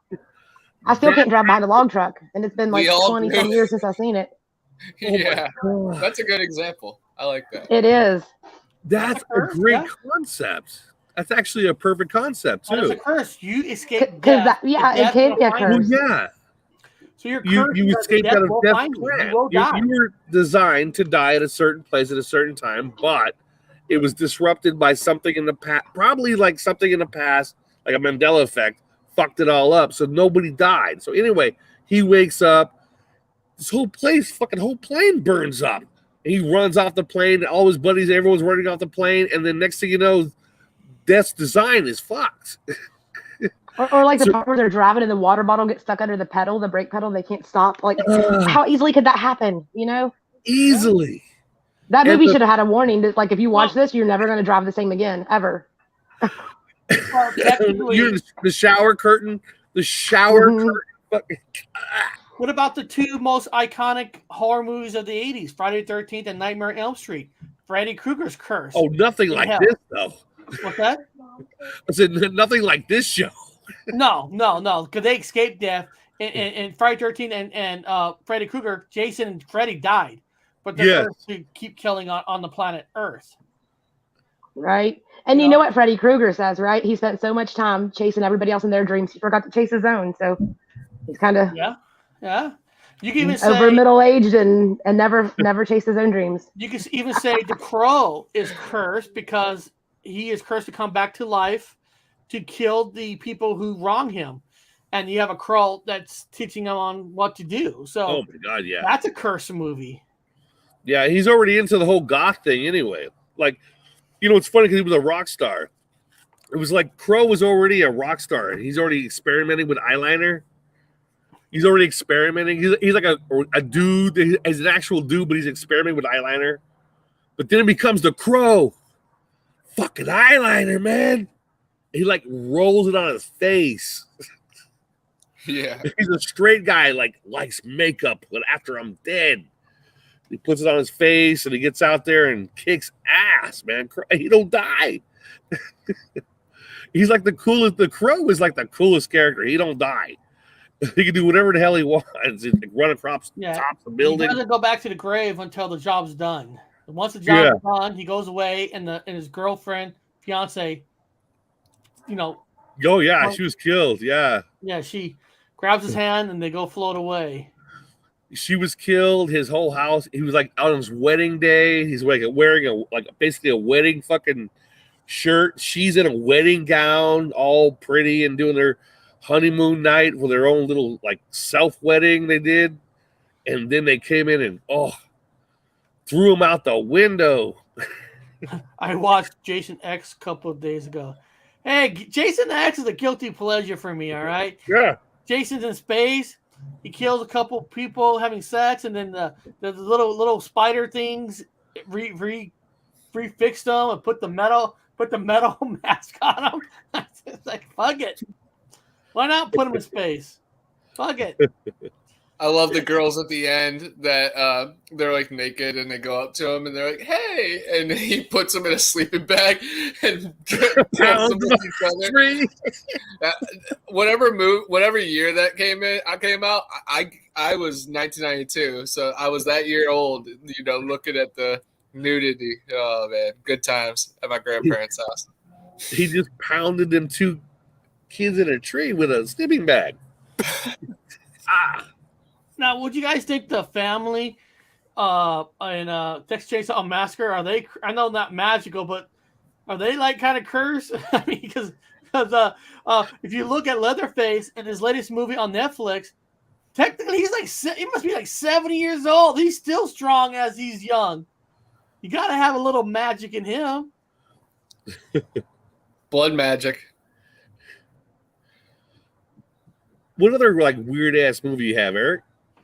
You know what the problem is, Bob? When you What's type that? in like what movies are based on curse movies, and most of the things you get is movies that are cursed in real life. Well, remember Sleepaway Camp? Now, I was confused as a kid watching Sleepaway Camp because I was a teenager. Wait, Cam? And so it's like, is that a boy? Is that a transgender? So there's a murderer that's a transgender? Like Sleepaway Camp. If you guys don't know Sleepaway Camp, you got to like compare it to what's happening now with, what's his name? The Kardashians, like dad with the Michelle Obama. Yes, Michelle Obama. The guy married to the Kardashians, yeah. That swimmer. That college swimmer who stole the gold. Oh God, yes. Oh my God. I was like, is that a guy or a girl? That's a girl. Oh, it's a boy. It's a boy pretending to be a girl, huh? But it looked like a girl. It's confusing. Well, Bob, what do you think about this one? It's got to be a curse here. The burning, because Bruce Jenner. Because in the burning, that guy was burnt so bad he's not even supposed to walk again, and he's killing people in this movie. So I mean, good for him. Good for him. He didn't let his disabilities hold him down. right there's Good the for guy. him. He was so burnt. I mean, he could be like going to the postal office and everyone's like scared of him, but he went out and like took the initiative. He was killing. Hell yeah. He looks the part. Yeah. I mean, am I saying that all people with like burn victims should go out and kill people? No, don't do that. But it worked for him. Yeah. And of course, I mean, He's disabled. The Exorcist, you could say, it's a curse movie about getting possessed by the demon and the devil. Is there a certain curse movie you could think of, Amber, that like is your curse movie? It's hard to think of. No, but if you think about like the movie The Candyman, like they're putting their own curses on themselves, and La Llorona, Candyman's a good one. All the kids. You're kind of doing these rituals and putting them on yourself. So there's a few like that. Queen of the Like Bloody Damned. Mary. Yeah, Queen of the Damned. I actually just found my other list because me and Eric talked about cursed films probably like a year ago. Insidious, Emily Rose, Ghosts, Max Overdrive, Roar, House of the Devil, Fite Colorado. I think it's a French movie or something, Italian movie maybe. Rebel Without a Cause, because of course he passed away right after that. Terminator, Waterworld, The Possession, Don Quixote, Quixote, Amityville Horror, The Conjuring, Apocalypse Now had a lot of weird stuff going on. Movie Brainstorm, Wizard of Oz.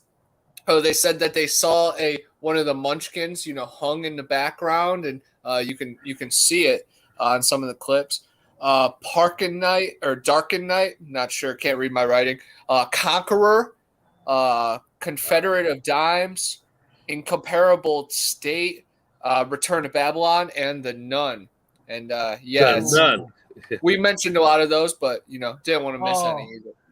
Here's a cool story of a cursed movie. I didn't even know this one, Bob. This one has John Wayne in it. Hold on. Oh no. Hold on. Let me get this off. Let me Conqueror, yeah. The Conqueror. Oh, The Conqueror. In the whitewashed 1956 film with John Wayne as Genghis Khan. The film was shot at a location downwind from a nuclear testing site, causing dozens of crew members to eventually die of cancer. Yeah. Oh, God, yeah. Oh, yeah. That's how it happened. Cancer from the nuclear fucking fallout place. Wow. That's fucked up, man. Did you guys... I've never heard of this before, so this is brand spanking new. Let me see here. I thought he died of like smoking. Oh, Apocalypse Now was this one. Apocalypse Now. The horror, Francis Ford Coppola was tempting fate when he decided to film Apocalypse Now. During monsoon season, big mistake. The monsoon destroyed multiple sets, Martin Sheen suffered a heart attack during the film, and Coppola was so stressed that he suffered from a seizure. According to the Independent, A Puppet's Now turned out to be the masterpiece anyway, but the documentary Hearts of Darkness, a filmmaker apocalypse about is making just as engrossing. So, heart attack, seizure. Now hold on, Eric. Go up to his head. Right there. Stop. Go up to yes. Now zoom in. Can you zoom in on his fucking hat, man? That's as far as I can zoom in on. Okay. Now in the original Apocalypse Now, it was all gold. That was gold. Oh yeah, we did a breaking news on this on silver. On breaking silver. news. You know what that makes him? A warrant officer. Okay. Let me say this to you guys. In the military, you have officers, rich kids, whatever, fucking, they're coming in fucking 4-year colleges and fucking whatever. You have an officer that was a chief that started off with no college, no nothing, makes himself to a high-ranking chief, the highest you can go. He puts in paperwork. Okay, he's smart enough. They make him an officer, but they make him a warrant officer, which means he don't get all the respect, but he's a warrant officer. And they wear silver. And his changed from gold to silver. He's a warrant officer now. No, Mandela effect. No, it's always been gold. It's the light, it's the picture, it's everyone's gonna say all kinds of no, those are silver. And Eric, you and I did a show on that one. Yeah. His head got taller, and those are silver, which makes him a warrant officer, which makes him like crazy. Officers and they did real drugs. They did real LSD, and then they actually killed that cow that got sliced at the end. I'm pretty sure they killed a monkey too. While making that's a lot of Mandela effects in that movie. I'm telling you. Superman curse, which I think you already said about a curse. Yeah, good old Clark Kent.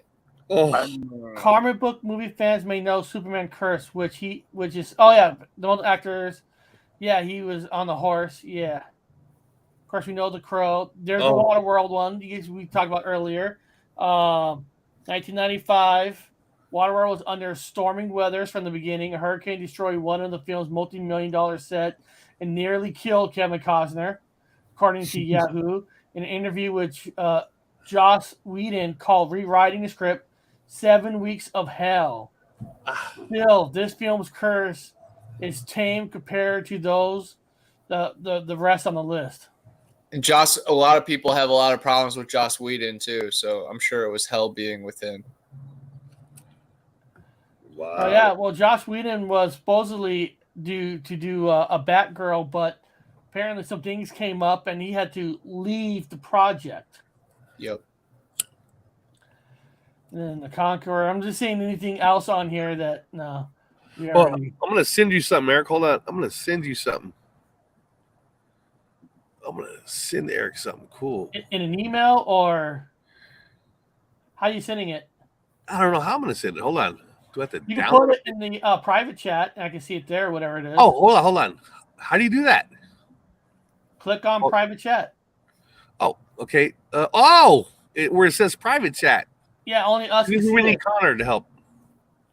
Okay, so now how do I send something from there? What are you trying to send? A link? A link, yeah. Yeah, just type in the link in the private chat. Like type in the link? Or copy and paste it. Okay, we'll copy and paste it. How do you copy and paste this? Oh, what the hell's going on? Well, people don't like horror talk, man. Only 8 people are watching. Fucking losers.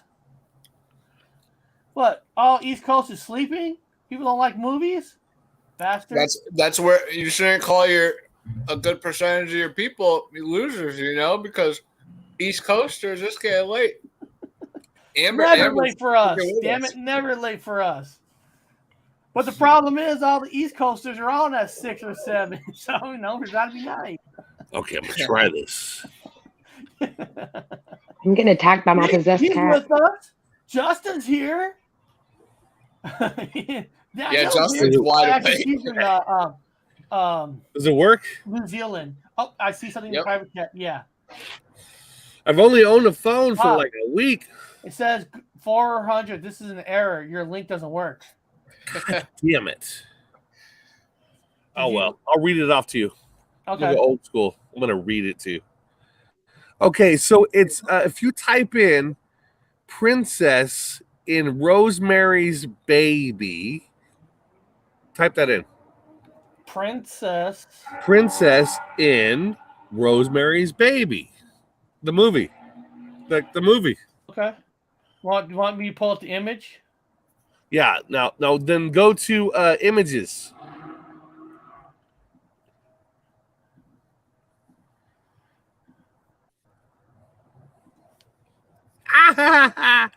What is she wearing? It's the exact outfit in the movie Rosemary's Baby. That is strange. You're on to something. Oh, yeah. Oh. It's the same dress. Where's Amber? And then did you see, there's a new movie called Mother that Jennifer Lawrence, basically plays the role. Jennifer Lawrence had to leave making films for 8 months because it was so strenuous. She really ruined her vocal cords and stuff. It's strenuous, man. Mia Farrow played a Price, man. Yeah, that's the same dress that she wore in that movie. In the Rosemary's Baby. That's the Rosemary's Baby's dress.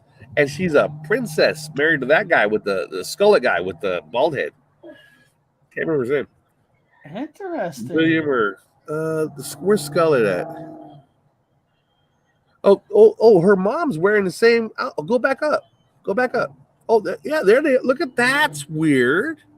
Well, it's not the exact same one. Well, not the same exact, but there's certain colors that might associate something with royal families. Back to Amber with the RH negatives, blood types, and Hollywoods, and all of.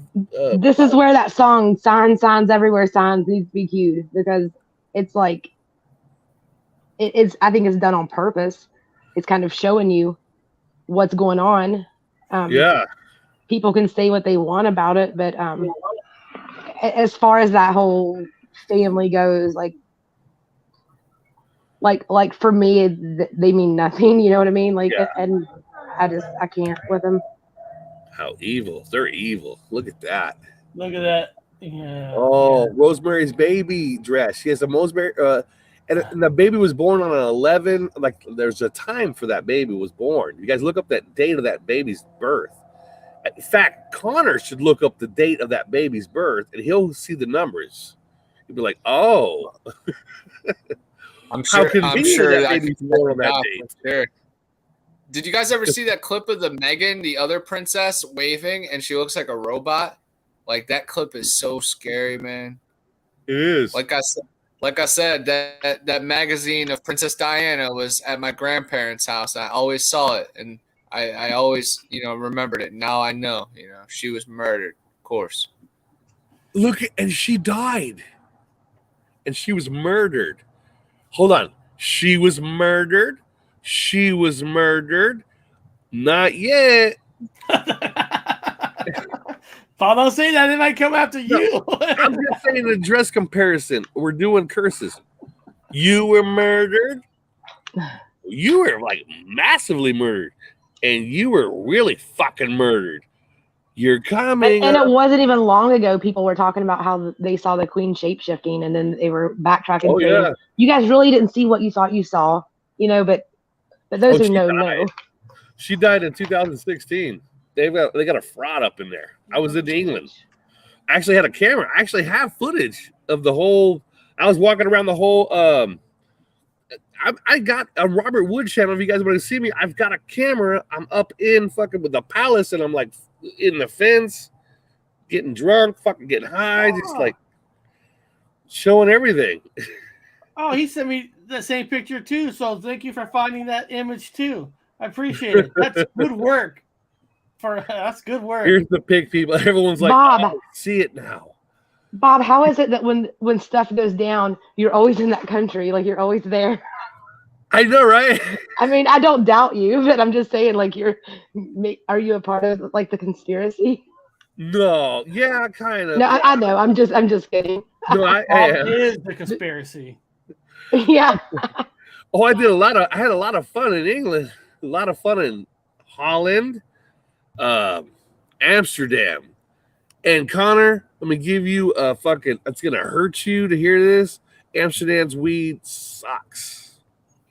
Cali's better.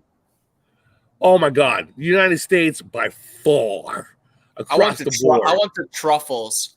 In Amsterdam. They got nice truffles, and they got cheese with big, huge rolls, like big wheels of cheese. Yeah. And I want that drink that they drank in Eurotrip, but I'm not going with my sister.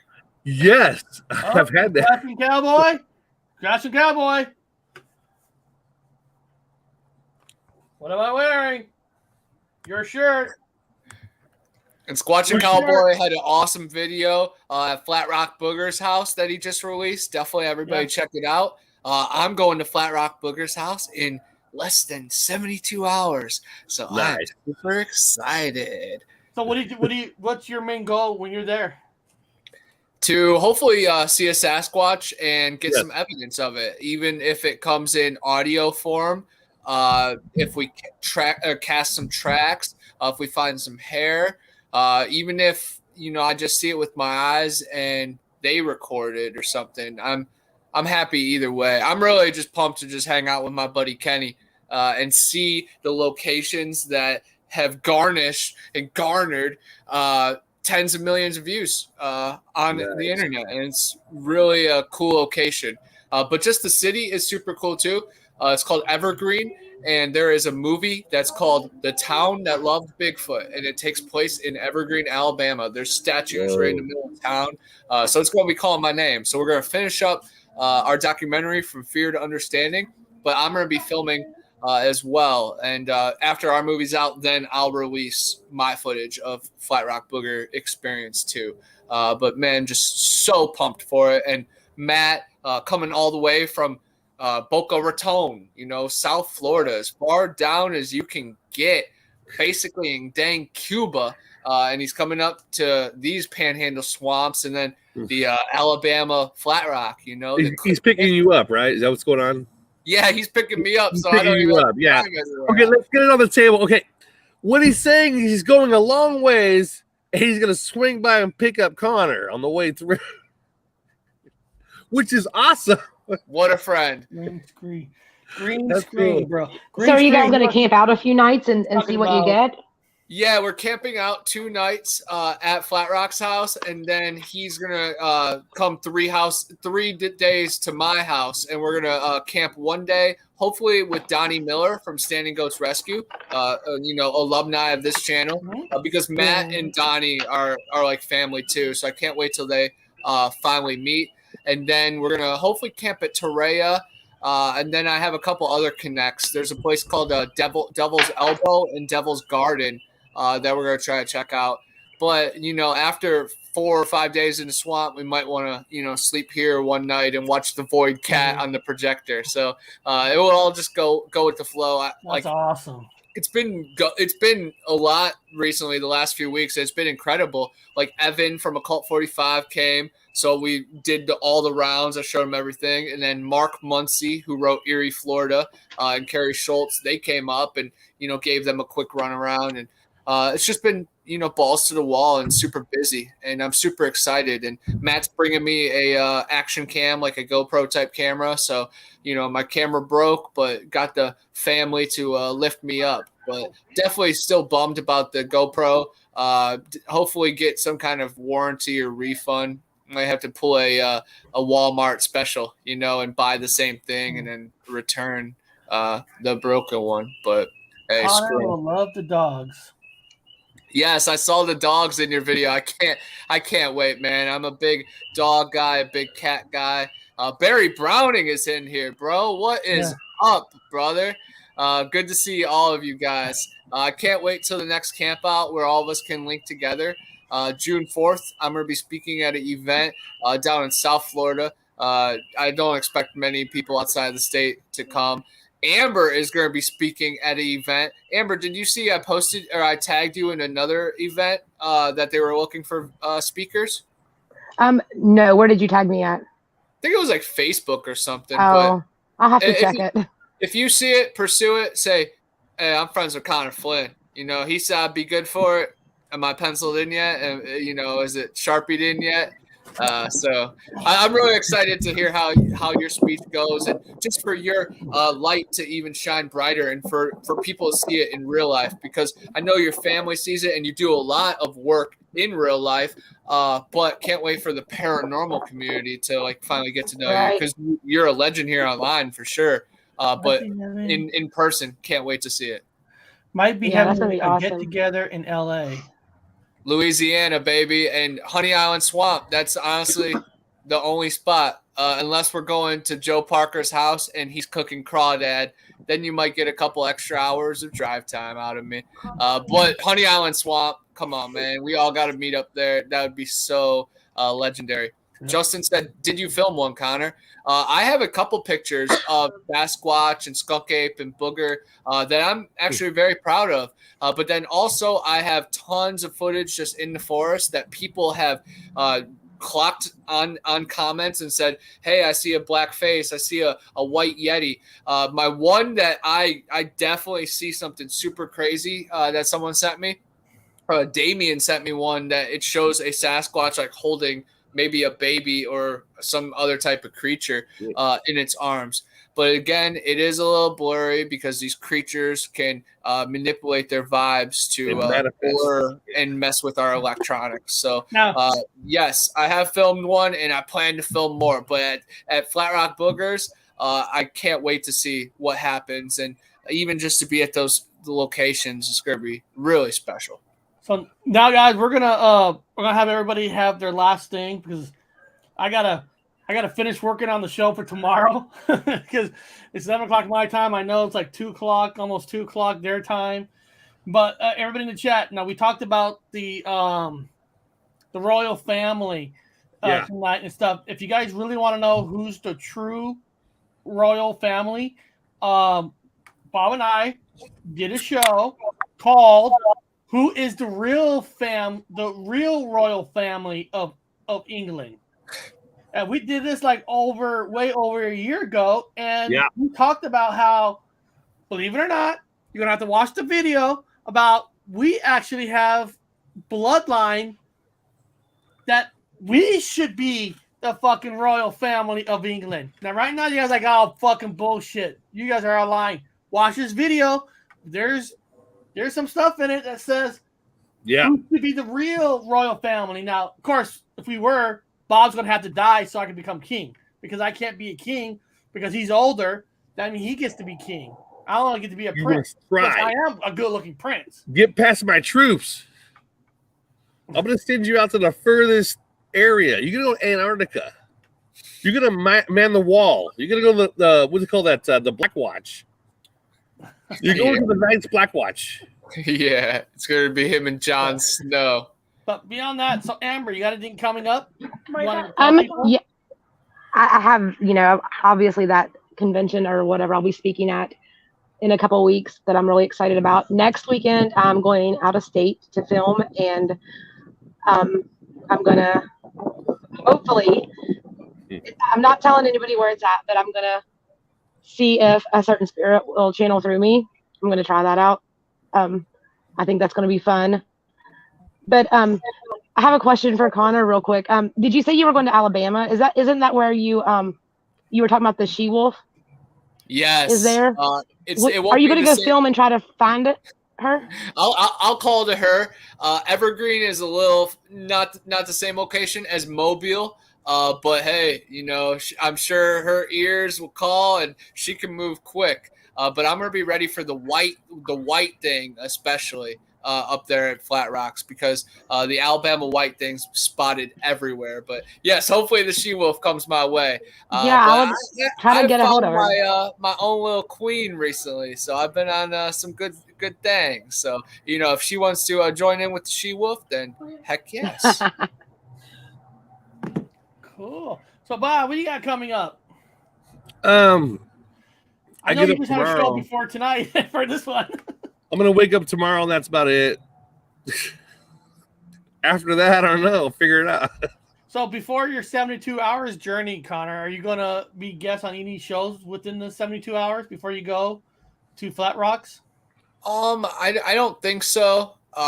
B Moss, Miss Bettina Moss. I was supposed to be on her show a couple Fridays ago, and we've been trying to line up a Friday.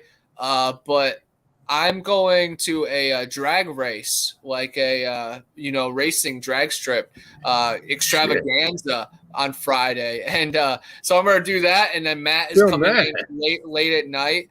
And JJ the Boss is going to be there at the racing thing, and he's on the Discovery Channel and stuff. So I'm going to hopefully be filming some of that, and hopefully I'm going to try to get in one of the cars. Like if they're just having test races, then I'm going to try to ride passenger seat for one of it. Whatever happened to crash up derbies? Nobody does crash up derbies anymore. Barstow, go to Barstow. Oh my God! Yeah, I so want to go do crash up derby. I'm jealous of your Friday Reverse. night. I got a bad feeling this fucking Friday night I'm gonna probably have to go see fucking Billie Eilish. I don't want to fucking go.